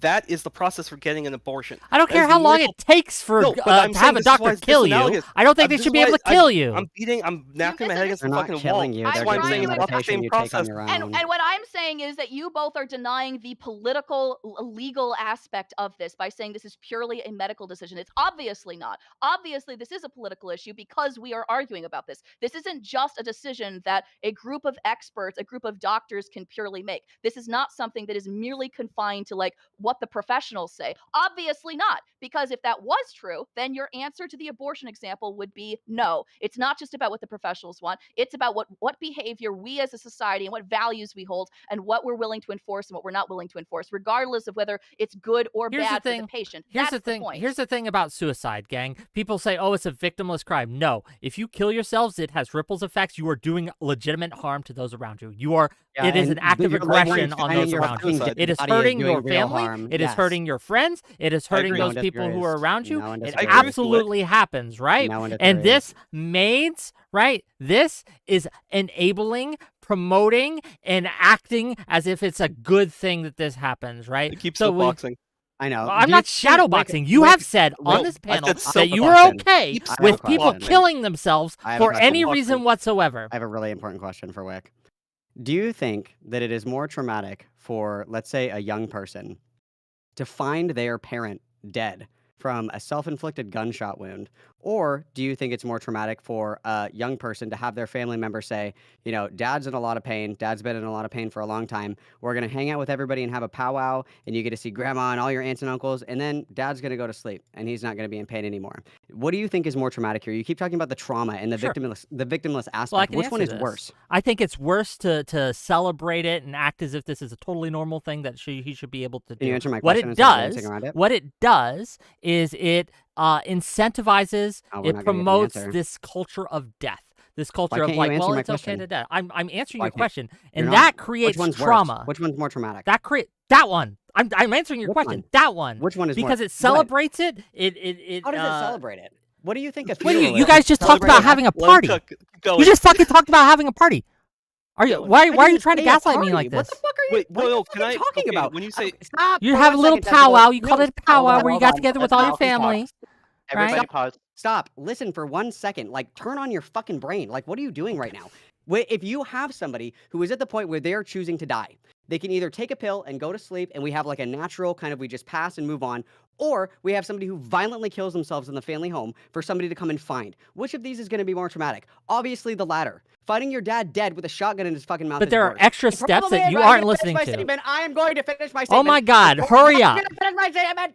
The thing that is frustrating with this, it's like your weird fucking thing with death. Death is not horrible for everybody. Death can be, it's a natural part of life. You're gonna die, I'm gonna die, Fairy Queen's gonna die, Oliver's gonna die, Testicle's gonna die, and I wanna be with my Can't wait. family in my house. I don't wanna be strapped up to 78 fucking machines, pumped full of all kinds of medication, out of it, I don't even know where I am, and my family is upset and crying and like, blah, blah, blah. I don't want them to find my brains splattered on the wall, which is why I will never kill myself, okay? Good. The trauma of that is so much worse than just saying, Right, listen, right, Grandpa's but- done. Well, let me Grandpa go to sleep. Right, quickly exactly, let me quickly exactly. just You're ask the panel one question.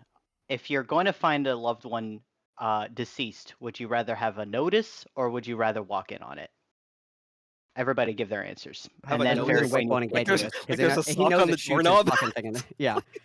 Yeah, What do you I wonder. That's why Wick couldn't answer the question. I know. Oh, what do you mean, answer? I Fairy answered your Queen, question. Fairy Queen, You go didn't ahead, like. Fairy Hold Queen. on, stop. I didn't answered your answer the question. I question. answered it several No, ways, didn't. and you're pretending as if I didn't. didn't. I am telling you I said, which is worse, and directly, you were as like, "Oh my direct as I God." possibly can, that yes, choosing But- to die and then having your family come around you and celebrating that fact And you're just creates stupid, more that's all. trauma. Yes. No, it doesn't. Absolutely. Every time. doesn't. It creates this No, culture and- where and- it and- permeates, Uh, normalizes Fairy it in society. Not It true at all. normalizes it. It Fairy sanitizes Queen, go it. ahead. It makes That's it not worse true at for all. everyone. We have a responsibility Queen. to our communities, to society, to our culture to live. Absolutely. And not to use our getting the mute button family, right, or is it use just on our my end? friends, You're and doing great, make them Oliver. Look at 'em. complicit in our death. Fairy Queen, Absolutely. just- You're yeah, go for laughing, it. I'm but trying you're to making a give you fool space of to talk. yourself. Yeah, The only I'm one that the looks one making a foolish is you, fool. bud. I'm definitely making a fool. You're Sorry, Fairy Queen, yeah, please, you're a fucking let Fairy clown. Queen speak. Absolutely. She's trying to get it. Quick. So I'll respond to Malcolm. Malcolm, I think Yes, you're ma'am. right. I think it is more traumatic to see your family member like kill themselves or hurt Mm-hmm. themselves or like on the princes. But that you just mentioned is I would guess, I don't know this, but I'm guessing that that's a reason like why family members might recommend or pressure their family member who's dying or who has a degenerative illness in order to choose MAiD. Because But you're we know right, the it opposite is, is it would be, true. but well, we because you Yeah. keep saying that, We but I keep don't. reminding This the is stats, like the fucking 35.7% bizarro over world. and over We again. have There examples. your You have stats. nothing. A woman is speaking. A woman is speaking. Sorry. I Fairy talk Queen. over Before you women so all the rude. time, and I'll No, do it again. wo- But go ahead. woman is speaking. The lava lamp says to let Fairy Queen talk. Sorry, go ahead. So I know that you say that, and I know I would like to believe that. I know most people would like to believe that. But is there any actual proof of that? Because I keep looking at that 36% number over and over again, burden to friends and family, and I keep reading stories. There are many stories I can show you of people that have cited feeling as though they are burdens as a contributing reason. So why would that be ridiculous? I think this Off is the a back of taboo that- I thing. want to address that actually. Yeah, Since I quickly, brought just it up off. a couple times. Just off the back of that, a really quick question. Do you think that like because somebody is like a burden to a family member, that necessarily means that the family wants to get rid of them? Like, are those one-to-one in your head? Not necessarily, but I think they often go along together. It's taboo to Okay. say this, but I think that it's taboo, but I think it's true that like in families that have an older family member who has dementia, who has Alzheimer's, who is dying, they don't want to say that they want to die, that they want her to die, or they want her to leave. They don't want to say that, and they feel aggrieved and sad, like when the family member passes. But they also feel relieved. They feel relieved Sure. at the fact that Yeah. I like, they're don't know gone. the That's thing normal. just No. really quickly, and then you go, Tessie. The only thing that I would say is that, like, when I'm considering this, and this is true for people with disabilities as well, is that sometimes, like, taking care of them can be incredibly overwhelming for families, right? Where they're like, oh my God, like, I had to surrender so much of my life to take care of this person. For sure, I don't disagree with that at all. My statement would be, though, is these two things aren't a direct one-to-one. I can feel burnt out and frustrated taking care of somebody who is very sick or very disabled or very ill without wishing them to die. So even if the options presented to me are, like, we have to kill this person. We have to kill But this person. wait, do you Like, think we're it's gonna more offer, likely? let me finish my fucking sentence. Like, if we can offer government-assisted suicide, or you can keep taking care of them. I don't think it's a direct one-to-one that because I feel It's burnt not out, that I necess- do how want to about kill if them. only It's not. 20% You're right. more? You're right. You're right that like it's not a direct one-to-one. Like I don't Mhm. think it's a direct one-to-one. But what I would say is I think that the numbers of people or of families who are willing to like recommend or who would want their family members to die, I would assume that there is a huge It correlation would go between up. those two. It would go up. Yeah, It they would can- go Here, they up. let It would me definitely go up. just Yeah, they talk can for a watch it. moment, It's right? absolutely a Let me factor. talk Their for a decision. moment because again, we have this situation where we have the government offering, promoting, and advertising these services. Do you think that there will be no family members, that there will be no one who is suffering from these burdens, and they are burdens, right, of caring for people who have these issues that wouldn't at least know, at least a person who is considering it knows that they are a burden on their family? Do you not think this would pressure them to seek maids? Do you think that it wouldn't would be happen? it would be one of the calculations that goes through your head. And that is absolutely. why, yes, exactly. And that is why One the of. government offering these service is pernicious. It No. is Mhm. pernicious. I need to respond It to is this. I going haven't to said- I increase. haven't said Oh, shit let in a me little while. fucking finish. Yeah, please Right soapbox. before I do. Say, Okay, repeat it is every fucking thing you've already pernicious said already. because you Please, keep go ahead. interrupting every time I try to make a point by your I have not nonsense, talked in like 10 lies, minutes. and Technical. disanalogous going. things. Keep You keep soapboxing. doing this. Let You Wick keep finish. appealing to these Say the things, same things and over you and aren't. over. You're How trying to talk pernicious. over me, to filibuster Pernicious, me, and to do pernicious, this pernicious, heckler's pernicious. veto. Keep going. Because I'm I letting you can't talk. talk because you keep interrupting every time I try to Okay. expose your lies. So Yeah, I have shut the tested fuck up muted for and let 5 me talk, seconds. right? So Wick, here's finish your the point. idea. Here's the reason why the government offering these things is a pernicious thing, is because it will increase people's, when they have the option, instead of having to go through that burden, and it is a burden of caring for their loved ones who are suffering with these things, it will make them consider, at least maybe not consciously, but subconsciously pressuring it. It will also be a factor that will play into the people who are being the burden themselves, to want to take themselves out so that they can no longer be a burden to the family. Instead of offering them the service and producing that, what society should do, what governments should do, what we as a culture, as people, as family, as friends should do, is look for ways to ease that burden that don't involve offing the people that are a burden. That is my argument. That is what I've been advertising for this. I have heard no arguments to contradict that. You have made no statements of fact in this. It's just this philosophy with no limiting done? principle that continues to happen. I right. am done. Now you can talk. Go ahead and lie. Go for it, Tessie. Ooh. Go ahead and lie. Okay. So Lie away. So Fairy Queen's brought this up a couple times. So I just want to kind of want to step us back from the brink, although it has been really fun watching Wick soy out. So let's just I'm just going to talk about myself. Let me put myself in the mind that I am, of that age, and I am I've been given the word by the doctor. I have 6 months to live. It's lung cancer. It's not looking good, all right? It is a very human emotion to think and to say, I don't want to burden my family. So when Fairy Queen cites this, which over 30-something percent, 36%, 33%, and she keeps saying about two of the things, which is, again, it's like their 10th down on the list or some shit.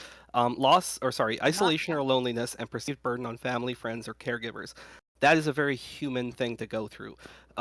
Overwhelmingly, so like in the 80s, and which, to be fair, Fairy Queen did cite, the main things that are cited are the lack of living a meaningful life, or be able to do daily activities, inadequate control of pain, loss of dignity. These are all. This is a multivariable thing. So yes, 30 whatever percent say that. It is not a single question. That is not the only thing that they are citing. And Wick is deciding to cherry pick that single fucking thing. And this idea of the family again. So I agree that the family, like you are hopeful that the family will be supportive. It is also very human for a family to feel resentful. So there is nothing inherently wrong with any of these thoughts or any of these things that people are going through. And it's not this like Machiavellian thing of like, oh, the family wants them to die because they're resentful. I am not saying that possibility doesn't exist. It does happen. And usually the very first thought that people have, like when you have seen a family member suffering and when they pass, the very first thought that you have are you are grateful. You are happy that they are no longer in pain. And you said that it's again, this is just the experience that people go through. So the way that this is being framed, yeah, again, I'm not saying it can't be some Orwellian nightmare. I'm saying that we are so far from that, and you are choosing to pick on these very specific phrases and words to be able to twist what you want to say.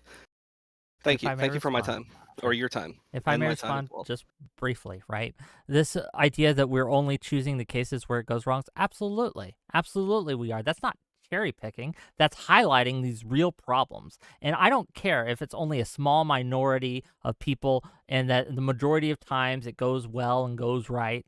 That doesn't matter to me. That's not at issue to me. What is at issue is that these processes that are in place, right, that are being advocated for, not just by crazies, not just by randoms, but by physicians and people who are in the Quebec physicians group, or I forget the Guild of Physicians, I forget the exact name of it, right? But these are the professionals who are in charge of the policies that are being made into law, right? That are pushing for these things, that are advocating for these things, who are trying to push the envelope. And yes, again, 90% of the time, it might go well. There might be no issues. I don't care about that. It's the 10% that matters, and it's the 10% where it's failing that I think that we should just dismantle it because, it's 10% is too much. And just to add on to that, so Testy, if the policy was as it was originally decided, like back in 2016, okay, if it was a very strict, limited, lots of guardrails, like if that was what this was, like back in 2016, then I probably would agree with you. Okay, yeah, there might be occasionally somebody who's diagnosed with like a year to live or 6 months to live, but then there's a flip, right? And then actually they lived for 20 more years, right? Is this a reason to knock down the entire idea of medical assistance in death period? Well, no, it's not.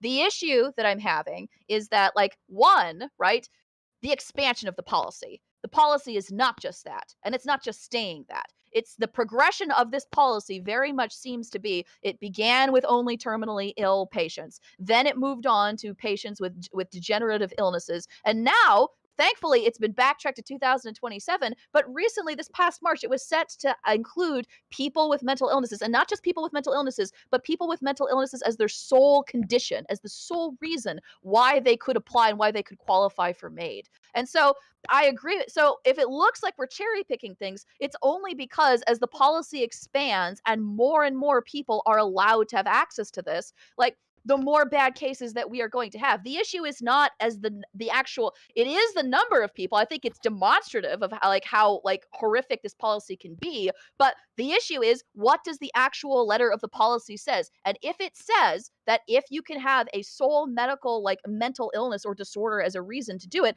that is a huge cause for concern, even if you only have 3 people that die that year from that policy. Okay. Real quick, I Oh. want to say we are at 7:30 EST. Wick, I believe this is your show. We're I don't know gonna how go long you till- wanted to We're go. gonna go till 8. Just Sounds great. Sounds what I great. would suggest, No and problem. you can take this or not. Give 10 minutes at the end for closings and things like that. So Sounds great. So- I appreciate it. Keep going, y'all. Yeah, I can kind of so, and again, when I agree with you that we need to proceed. thank you for the raid, 𝕲𝖎 for 34 people. Welcome. Anyway, continue. Yeah, welcome Raiders. Don't forget to like and subscribe. And I don't think kill that- yourselves. But go on. Yeah, so it's more so because the statistics are available, right? And I know you cited some of the things from the 2019 report, I believe, which the most recent one, 2022, came out. And I It was wanted to mention 21. It this- was 2021. 2021 was yeah, it was 2021. Okay, the third It was annual. 2021. Okay. I do want to cite this because it keeps slipping in my mind, and this thing has come up so many times in various contexts. So, the people who receive MAiD, and this is from 2019 to 2022. Every single year, it's consistently anywhere between about 35 to almost 50%. They get it done at a private residence. So it's not like a cold. I mean, the next biggest is hospital, and then palliative care, residential care, and then other. But it's just to put it into context a little bit. And I'm not, I am on the one hand, I am trying to humanize this a little bit, and I do want to address what Fairy Queen said about mental illnesses, right? So we can get into that, and I agree. I see the slippery slope. Okay, I'm not denying that there are not reasons to be cautious and concerned with those things. What I would sort of counter with is two things. And again, I understand that you have you have zero faith in the institution itself. People love institutions when it's convenient. And even this idea that one is too many, right? No system is perfect. Every single system, there will be somebody who falls through the cracks. I can't deny that. So I'm not going to defend it and say that like mistakes will not or have not been made. That's impossible. Okay. All of those I feel like have been learning moments because when these things come up, they are being addressed by the Canadian government. WhickTV is saying it's because of public outrage. That may play a factor. I don't give a fuck why it's happening, but I think these reviews and this cautious approach is good. With regards to mental illness itself, so this is one of those weird things, right? And if we want to go down this road, we can. People are always making this comparison about the difference between physical ailments and mental illness, right? And they say, well, the reason why mental illness is not taken seriously is because it's not a physical thing that you can see, right? It's a cluster of feelings and like ways that you feel. So we do not treat mental illness with the same like reverence as any sort of physical ailment. Yet we constantly advocate that we should, and we say just because it's an invisible disease, we shouldn't treat it with the same sort of level of gravitas. So to wrap it all up, because I'm sure you guys want to say something here. Yes, if somebody is like chronically depressed or schizophrenic or has had a lifelong ailment, I don't feel that it should be a disqualifying factor. Or again, that you are they have some inability to consent and that they are less aware of their own circumstances. That somebody else can make this decision on their behalf. So if that's true, then like suppose somebody like is depressed, okay, and they pick up the suicide hotline and then they call and they say, "I am depressed." Do you think like somebody on the other end of the suicide hotline should they be legally allowed to say, "Well, MAiD is available like within your area if you would like to access it"? Is that something you think they should be No, able to I ask? don't think so. Why? So suicide hotlines, as a policy, are not allowed to offer any kind of medical advice. They can provide you resources, but they cannot suggest Is to you MAiDs not a resource? It maybe okay. So I guess there's a way that you could. It's difficult to call it like a treatment. It's a medical option that's available. They wouldn't be able to say. Couldn't they say that? Like No, why couldn't no, they they wouldn't. say It's like not this is a offering. medical Yeah, it's option that's not available? offering. It's It's not offering advice or To be anything. quite It's fair, just again. to be well, quite fair, so if they said, it's hey, for- maybe you should get on medication, or maybe you should go talk to like a psychiatrist, Or like those are consider MAiD. or whoa. Hold up. Let me interject real quick. no, I'm saying they shouldn't I say will any of just those say things. this as far as fairness goes. If you're calling a suicide hotline, I would assume that you don't want MAiD as a resource Yeah, because that's that probably goes not against the not point of believed in it. calling a suicide hotline. I'm just Yes. Not saying necessarily. that and stepping out now. No, it is So necessarily. People don't call suicide hotlines to be told how to kill themselves. so I know people who have called suicide hotlines before, like when they have felt suicidal. I'm not going to get into too many details about it, but like there are absolutely people who are actively suicidal, who want to die, and who have a plan for dying. And the reason why they pick up the phone to call a suicide hotline, it's not they have the full intent to die, but they want to speak to someone before to talk them through it, to talk them out of it, to consider their options. It's often Yeah, like a you're cry in the dark for somebody to ask to speak to. So it is well, true. There are yeah, people that like do pick up the phone and call a suicide hotline yeah. with So you're the intent and conflating with the again plan. because most suicide is an impulsive action, and you're right. The reason they call and people reach out for help is because they don't want to do it. Right? They're not like yes they are suffering in some sort of mental capacity. I'm not drawing. You say they're depressed. Like I don't know. Maybe they're diagnosed with depression. Like we need to be able to like differentiate these things of like yes you can be upset and like be suicidal. Suicide is usually an impulsive action. And I'm again trying to separate sort of the social idea that we have of suicide versus like in a medical context. So I and other people are free to correct me, but my understanding and experience with suicide is that, like, while it's true that there is like impulsivity, like especially if you have access to firearms, right? Like that's a it's a reason like why men are more likely to commit suicide as opposed to women, right? Because they have access to firearms. But it's also true that like for some people who are suicidal, a huge aspect of committing suicide is it's planned. So They yeah, plan it in one advance. of They have the the plan. They plan like where they plan like what they're going to wear. They plan what their last meal is going to be. They liquidate and they sell all of their possessions and items, and they save yeah, up just but money so that they can afford their own funerals. this is They important. absolutely can. They can and absolutely Okay, do plan for it. so That is an aspect yeah, in this people is who are important. This suicidal. idea that most suicides are impulsive or not bared out in data. In fact, the opposite is shown, right? We have data about who commits suicide and why they commit suicide or and things like that. We have some data on this, and again, the majority of suicides are just not impulsive.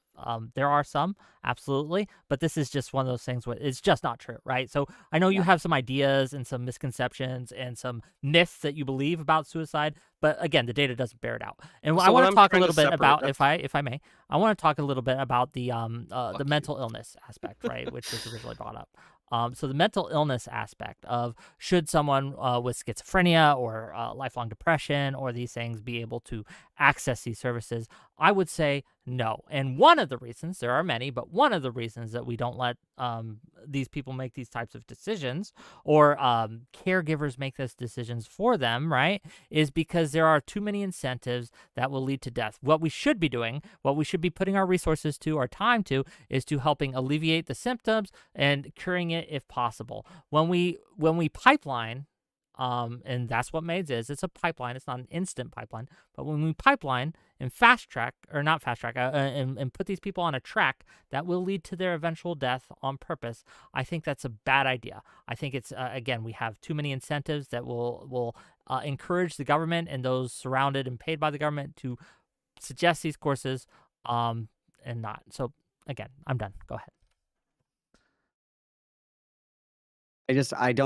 I think the thing that, again, that just keeps getting construed and, like, I don't know why this keeps getting lost is, like, they have to advocate for themselves. This isn't like a dystopian scenario where loved ones in people's lives are like, yeah, go ahead and kill them, like, Can do a it. schizophrenic, a paranoid If somebody schizophrenic advocate for themselves? if they have periods of lucidity, they absolutely can. So if we're talking about a like chronically mentally ill schizophrenic and their schizophrenia is treatment resistant and they have periods of lucidity, which they often do, and they repeatedly advocate for themselves and say, I don't want to live like this anymore. Please, I do not want to continue to live in this permanent state of psychosis, essentially. Will you please put me out of my misery? I think that it's fair to have that conversation and have that be an option if it's shown that they are consistently advocating in states of lucidity and it is treatment resistant. And to the point of just saying, like, we can do two things at once. Like, we should absolutely be investing in ways that make people who are disabled, who are chronically ill, who are mentally ill, all these people, like, we should be investing in ways to make their lives better. We should be investing in treatment. We should be investing in, programs to make sure that they have friends and family that take care of them and their friends and families aren't overburdened. I completely agree. But while we're waiting for that to happen, there are people right now who are suffering and are going to die slow, painful deaths while they wait for these services. And again, I will reiterate that with MAiD specifically, just not having access to these services does not grant you access to MAiD. Just because you don't have, access to a wheelchair doesn't mean we pull the plug. And I think it's important to be mindful of the fact that we can kill two birds with one stone. Ignore the pun, please. That was very insensitive of me. But I think that it is really important to consider here that when we are talking about people that are pursuing these services, these are people who are going to die eventually, as we all are, but in a more immediate sense than you or I, not in the 𝕼𝖎 sense and like the actual sense.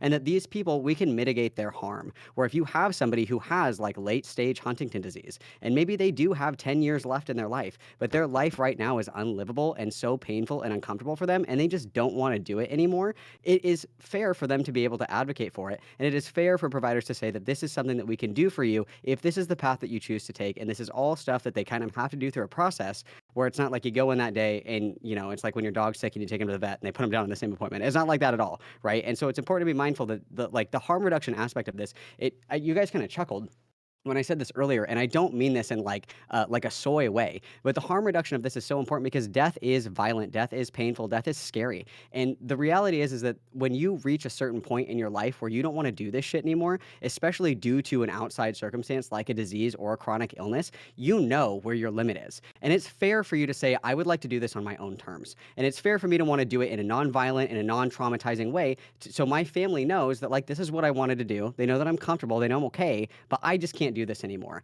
And I have lost people in very traumatic ways. I have seen more shit than you probably would want to see as a human being. And I have had family members that have gone through physician-assisted suicide, and I have had family members that have chosen not to go that route and have suffered horribly. And when it comes down to it, and I mean this like with good faith when I say this, and obviously I'm kind of being a little spicy. I think everybody's being a little spicy for fun. But when I say this, I mean this so truly, is like the most empathetic thing that I can do for someone that is at the end of the rope when they're ready and there's no other out except death, it's like we have to let them go. And so when I say it feels like we're pushing a lot of our feelings and uncomfortability with death onto this topic, that's where that comes from, is because I didn't want I'm going to finish. I didn't want my grandpa to die. We don't ever want any loved one in our life to die. But what I want more for people is to not suffer. And I want people to be able to have an advocacy and say like, dude, I'm fucking so tired of getting chemo every week. It sucks. I want to be done, and I'm gonna die anyway. So please just let me do it the way that I want to do it, and I just want to be done. And I think that's fair, right? So I got a few. I'm sorry, Fairy Queen, but I need to address a few points. It's boy here, time. right? Sorry, It's Fairy boy Queen. time. Okay, let the men talk, lady. You'll get your. No, I'm kidding. I'm being The mean. jelly Don't be fisher. mad at me. Okay, No sexism on this panel. All right. I'll do what Go I ahead, want. Wick. Okay, so the first thing is that I don't think anyone wants anyone to suffer. I'm not like sitting there celebrating suffering. But what I am saying is that when we involve the government and other institutions in these choices, which is what this is, even if it's simply a medical institution in these choices, there are incentives that put pressures that make me wonder if this person is actually choosing this route, or if they would have chosen another way had these services either been available in a different form or not been available at all, or if they had other services that we could invest. One of the biggest lies that we tell ourselves in politics is that we can walk and chew gum at the same time. People say that all the time. I think it's hand-wavy, and it's simply not true. There's reasons we have to focus on specific things is because political capital is limited. It's a limited resource. It's not something that's infinite. And so we can't, in a very real sense, advocate and put resources and things towards one program. It will always come at the expense of others. And so I think that when we advocate for what programs that we want to see, I would rather the money that we could be that is being put into MAIDs and research and all these studies that are being doing, I would much rather that research, that money, those grants go to curing these illnesses, to alleviating suffering in a non-terminal way. Because at the end of the day, death is permanent. It precludes any ability to change your mind, to get better. There is no coming back from it. We cannot cure it. Never will we be able to cure it, at least unless you're religious or something, right? It is one of those facts of life that just exists with us, and we should combat it and try to extend the lives. And that's where I am advocating. And that's one of the reasons I'm against MAID and programs like MAID, because my advocation is for putting our resources into things that will extend life, not terminate it. Go ahead, Fairy Queen. So I want to respond to something that Malcolm said. So listen, me and Wick, we have stated this multiple times. There are some instances of some cases of death and some cases of terminal illnesses where we would be okay with MAID. We would be okay with it in some cases. The issue is that it has been expanded to a multitude of other conditions, which is extremely concerning and extremely frightening especially for people with disabilities. And I know, and you might well say, well, just because you have a disability or just because you have a mental illness, that doesn't mean that you don't have the right to bodily autonomy or the decision what it is to do with your body. And if you are suffering mentally and if you want to end your own life, you should have the right to be able to take your own life. And I think that if you own yourself, you own your body, you do have the right to do with whatever it is you want with it. Like if you want to sell your own arm, if you want to hurt yourself. But the key difference is, and this is why we're talking about MAID, is because of the fact that it is the doctor that is helping you to end your own life. It's not you going out into the woods with a shotgun and ending it yourself and being autonomous and making an autonomous decision. It is you going to a government-funded entity and asking them for assistance in how to decide decide on whether or with the not you should live government-funded or not. process. And the consequence of that is that you are asking, by allowing the government, and I'm sorry, even if it is true that the doctors are making the decision, the fact that it is funded by the government means that the government does have an influence in the decision-making process, in the process of deciding by what parameters do you get to decide whether or not this person should live or die. And that is extremely concerning for people who have disabilities. I would argue, and this is one of the spiciest things I'll say tonight, okay? The biggest concern that I have with this policy is that it will label people, specifically people with disabilities, people with intellectual disabilities, people with autism, people with mental illnesses, people who have a disability but are still able to exist in society, as having a life that is less worth living as opposed to somebody that doesn't have that disability. I know it's soy, and I know it's sort of soy and maybe even Boo, religious or whatever to say soy. so, but I think that it does. There is something to the idea of the dignity of life and respecting and treating life with human dignity. And I think that if by accepting this policy, I think that, and by allowing it to normalize throughout society, it normalizes the idea that like people with mental illnesses or people with disabilities have less of a right to exist than any other person off the street.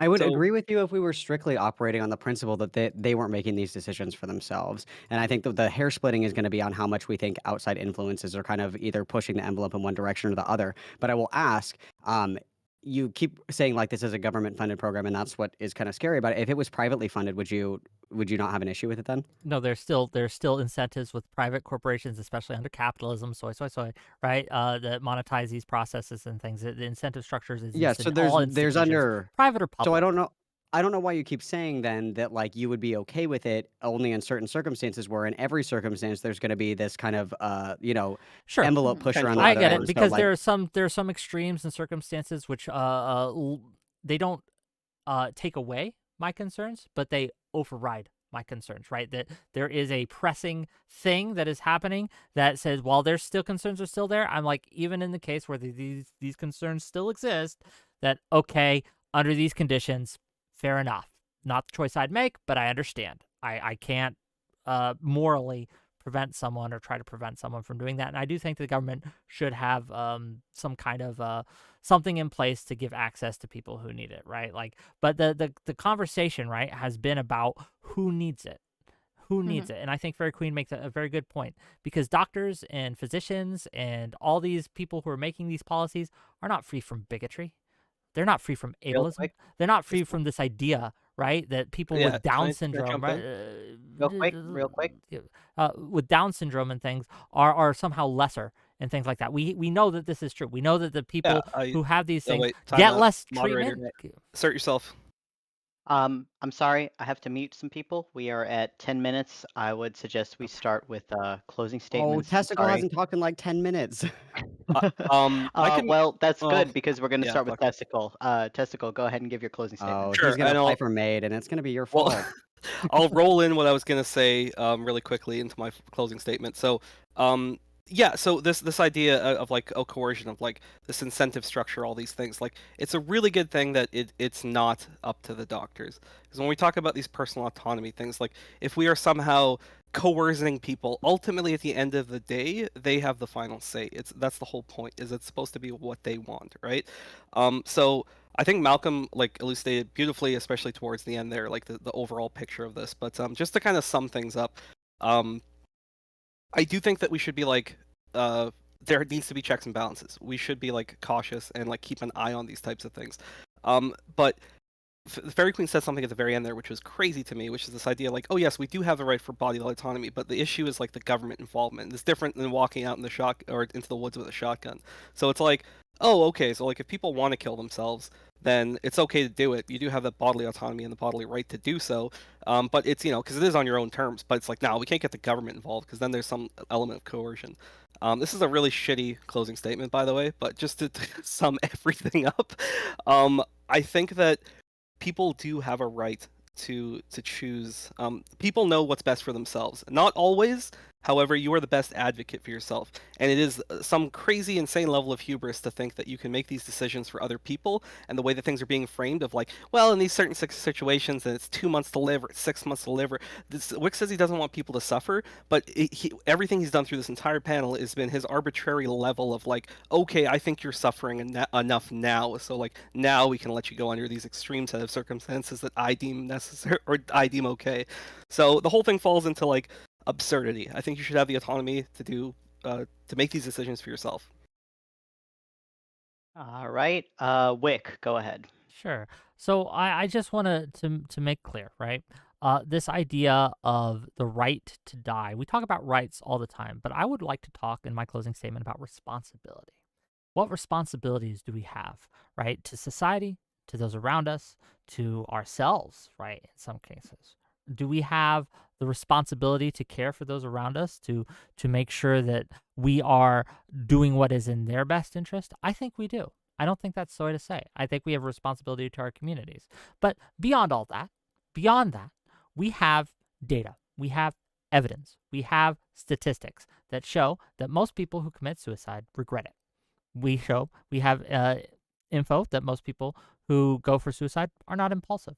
We have evidence to show that those people who are going in for MAiDs in Canada, that the numbers of them who are doing it who are young are increasing at a pretty good rate, right?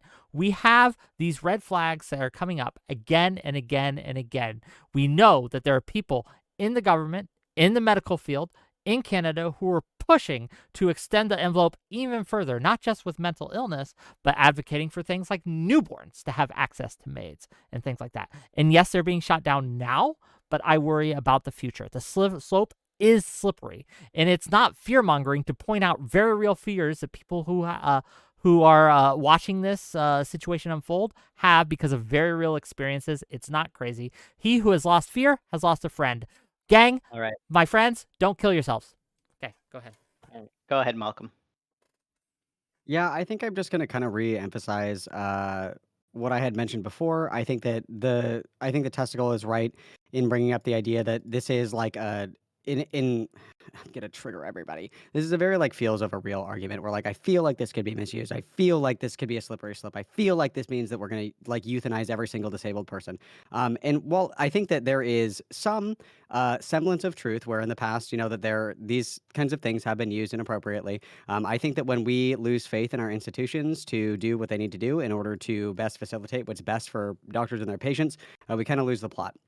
I will also reiterate again, bouncing off again what Testicle says, a king just never misses. It does feel like this arbitrary understanding of what we personally find uncomfortable. Death is uncomfortable. Death is hard. Death is scary, but death is a natural process. Death is something that happens to every single person and will happen to every single person that has ever lived, will ever live. And it is the idea that Wick said this earlier, and I kind of was stunt locked by it because I just couldn't believe it. The idea that like we shouldn't be normalizing death. That death should be this thing that's taboo. That death should be this thing that we should be like just consistently like, oh, it's right around the corner. It's gonna get you. But the reality is that death, and you can ask any single person that has ever worked in hospice. You can ask any single person that has ever worked in healthcare. Death is a truly natural process, and in the West, we have such a taboo around death and the way that we treat it, the way that we're scared, the way that we want to hold on to people for as long as we possibly can, because it does suck to lose a loved one. But it's important to remember that their well-being in that moment is equally as important, if not more important than mine, because I'm not the one that's in pain. I'm not the one that's suffering. I'm not the one who essentially at this very moment is facing the inevitable, which is a very, I'm very sure a very terrifying experience. I guess we'll all find out soon. But I think it's the whole point for me is we're going to mitigate suffering, period. If you're tired of it, if you do like 2 sessions of dialysis and you're like, fuck it, this isn't for me, I think it's fair for you to say, just pull the plug. I don't want to do this anymore. Additionally, the last thing that I'll say is the most important thing to me is still going to be the idea of autonomy. And in the context of death, that we have a right to kind of determine when we're ready to be done. And MAiD itself offers that service to people who are terminal and who are not going to get better. And I think that that is beautiful. And I think that we should encourage people to have a healthy relationship with death because, like it or not, it's happening to you. So your uncomfortability does not delay the inevitable. You will die. So will I, as we Okay. all will. Amen. All right. Thank you, Malcolm. Fairy Queen, thank you very much. Go ahead. Hi.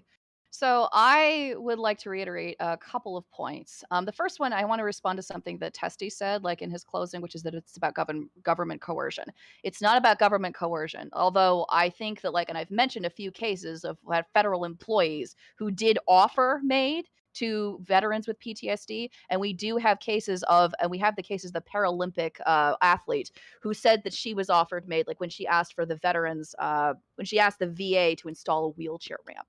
So we do absolutely have cases, but that's not, just to be clear, like, I'm not saying necessarily this coercion will merely come from the government. The second problem to it is government endorsement. The government endorsing the idea that in some cases with these conditions, this is how much your life is worth. This is how much your life is worth in comparison to, and it defines what a normal, healthy life in existence is and what it should mean. That's a really big deal. And I'm sorry, I will reject this idea that, like, we view death as taboo. We are poor, we are privileged fat Westerners who need to get out into the sunshine. You need to do some traveling and read some good books to understand that death is simply a part of the natural cycle of life. It might be a natural part of the natural cycle of life, and that's true, but it's a horrific part of that cycle. And it's a part that sends shockwaves throughout families, throughout friends, and throughout communities when someone dies early, too young, who could have survived had they had appropriate access to the healthcare that they needed. I won't. I'm going to end on a story, and then we can go on to. I think Corey's in backstage. Corey So can remain backstage, but go on. So in my family, there is a genetic illness. It's called FAP. I don't have it. My mom doesn't have it. The gene tested for it doesn't exist. But it's a form of genetic colon cancer where you get polyps in your large intestines. And the only way to cure it is to remove your entire large intestines and to reconnect your small intestines with your anus, so that you have to drink Metamucil. It's a whole thing. I was there when my grandfather died. I was 5. I remember the day he died. He was surrounded by family members. The priest came and said his last rites. I remember going and picking a flower and walking up to him and handing it to him, like, before he laid down on the couch for the last time. And what I will tell you is that, like, while we have made our peace with his death, the fact that he died so young and was taken away from us at such a young age — he died when he was 50 — it was a death that caused shockwaves and has permanently impacted our family and still continues to do so to this day. We still miss him. And so I would highly encourage those that if you are a part of a family and if you have a lifelong chronic illness that you are dealing with, your family is much better off with you existing and choosing to continue to live as opposed to accessing MAiD. So. All right. Thank you, Fairy Queen. I want to say thank you to everybody here. Hopefully my moderation was decent enough. I Love do, if it's okay with you, Wick, because I know this is, like, mainly your show, would you be okay with me giving a brief, like, testimony just on the subject you in were general? kind enough to step in as a moderator. Plug yourself. Do whatever you want, man. Don't take all day, but go ahead. Oh, no, I won't. Well, again, as far as plugging myself goes, 𝕵𝖎𝖙 on Twitter, 𝕵𝖎𝖙 with the 2 zeros instead of the O's in Pooner, as my alt account, which for some reason has more followers now than my main, but that's fine. Testimony, real quick. I mean this genuinely when I say that I can empathize with both sides in the situation. I don't say that to be some sort of enlightened centrist. But in the past 1.5 to 2 years of my life, I think I've seen more death than I have ever seen before in my life. I think no, I don't think. I know my last memories of my grandmother on my father's side were her being in extreme pain because one of the nerves in her jaw was so inflamed I could see it. That is said to be one of the worst types of pain you can possibly be in, next to, like, your femur bone and childbirth, something like that. I don't know exactly where on the scale it is. It's supposed to be like a 12 out of 10. The only comfort I could provide her was a warm, wet cloth that I soaked in hot water before I gave it to her, just so that she could have a little bit of comfort, because Canadian healthcare, while public, sometimes doctors miss something here and there, right? If she had chosen to end her life, I don't think I would have been able to give her very many arguments why she should not do that, right? At the same time, I have family members who also suffer with mental illnesses, and I've heard them give sentiments of suicidality where I have been very much against that idea. Whereas, like, I can't really stop them from doing it if they choose, but I have several arguments why they shouldn't do that, right? So that being said, I think the idea of medically assisted suicide, or whatever you choose to call it, is very interesting. I think it can help some people. It can be a detriment to others. I think both sides have offered some pretty compelling arguments to support their positions. But I will say it has been quite eye-opening for me, just as somebody who has seen kind of both sides of the argument in real life, to see it kind of boiled down into its logical components and then argued. So thank you very much, everybody, for giving me this experience and for letting me moderate. Hopefully, it was to everyone's satisfaction. Okay, thank you. And I Nice to appreciate meet you, everybody. Oliver. Gang, it's been appreciate you, fun. Nice yeah. to meet you. It's been Yeah. great. I'm going to read out these super chats before we go. You guys can leave if you like. But I'm going to read out Oh, these yeah, super let's get outta chats here. because people have paid me money. Yeah, and Oliver. so we'll see you later. 𝕍𝖎 for $5. I asked for a chop suey pill to my doctor and he gave me a lighter. What does that mean? Is Stanley Kubrick sending me signals? Thank you for the $5, 𝕍𝖎. $5 more from 𝕍𝖎. MAiDs will hold back Canadian medical research in the long term. When death is an option, cures for terminal diseases become an afterthought. Thank you for $5. $5 more from Origin of Logos. Could everyone cease autistic screeching? Be considerate and wait for others to finish a thought. No, we can't. I will screech if I want to screech. Thank you for the $5. $2 from 𝕍𝖎. WHick, Canadians, Canada. Always true. $2 from Testicle Johnson. Tessie plus Malcolm W. Thank you for the $2. And $5 from Firechild. It is selfish to expect someone you love to suffer so you can be around them longer. Thank you for the $5. There's a lot of these things, right? And we talked a lot about this. And one of the frustrations I have with this conversation is just, look, there is a lot of myths around this, misunderstandings of suicide, misunderstandings of medical programs that offer physician-assisted death. We do have data, though, on this, and I wish we had gotten more into the actual data instead of this ideas of, like, well, there's no slippery slope and these denials. I think that was unfortunate. I understand that there are people out there who think from a philosophical level that we shouldn't stand in the way. But I'll just say this. If I know that someone is trying to kill themselves, I will do everything in my power to stop them from doing so. And I think to fail to do that is wrong on a level. But go ahead. I'll say one more thing and then I'm going to leave. Thank you so much, Wick, for having me on your show. Had a good time tonight. But I guess I would say to, like, the autonomy argument, if you really think that, then why would you have a problem with a doctor, like, allowing anyone to commit suicide? Why shouldn't the doctor be allowed to, like, just hand out morphine to whoever walks up into their office? Why should there be guardrails whatsoever? If it's truly an autonomy argument, if it's really about, well, you're simply trying to act within your best interest of your autonomy, you're trying to exercise your right to bodily autonomy, then you should be able to go into your doctor's office and should be able to ask for insane things, like being able to chop your legs off and sell them on Amazon, right? If that's the case. But nobody will ever cop to that. And the reason why nobody will ever cop to that is because I would say you should be able to do that, like, by yourself. There's a difference between that and having a doctor come to you and say, hey, I will help you on your way to doing it, right? Which is the difference between those two things. So anyway, thank you very much for having me on. Guys, you can find me at Fairy Queen's Cottage on YouTube and at Fairy_Queen on Twitter. Thank you so much, Wick. I'll talk to you soon. Gang. Thank you again.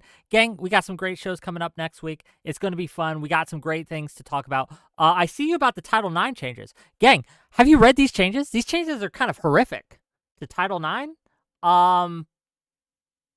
I've only briefly gone over them. I have to delve into them. But at first blush, I got concerns, okay? I got concerns, and I want to really look into it. We might be talking about that on Tuesday of next week. So if I got anyone in chat, in either YouTube chat or in Twitch chat or in Kick chat perhaps, that really, really wants to defend Title IX changes, I'd love to have you on, maybe on Tuesday, to talk about it, because I got some issues. I hope you guys enjoyed that. Do you guys enjoy me as a debater, or do you think I was autistic screeching too much? I get passionate. I am a passionate man. I don't think it's bad to show emotions. Passion is persuasive. That said, What do you guys want to see in the future? I'm really curious. So thank you.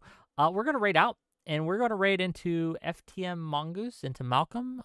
Even though he was super wrong, we're gonna give him the chance because he was so kind enough to come on for the second time this week. And he can win your sub or follow. So. But yes, once again, look, as someone who has experienced people in their lives taking their lives, especially being a military veteran, when I was serving in the military, I served in the military for 6 years. During my tenure, 7 people that I knew and worked with ended their lives for various reasons. It's never good. It destroys families. It destroys workplaces. It destroys communities. Again, if you're on death's door and there is no way out, fair enough, but we're not talking about that. We're talking about people who all have decades of life left in them. So yeah.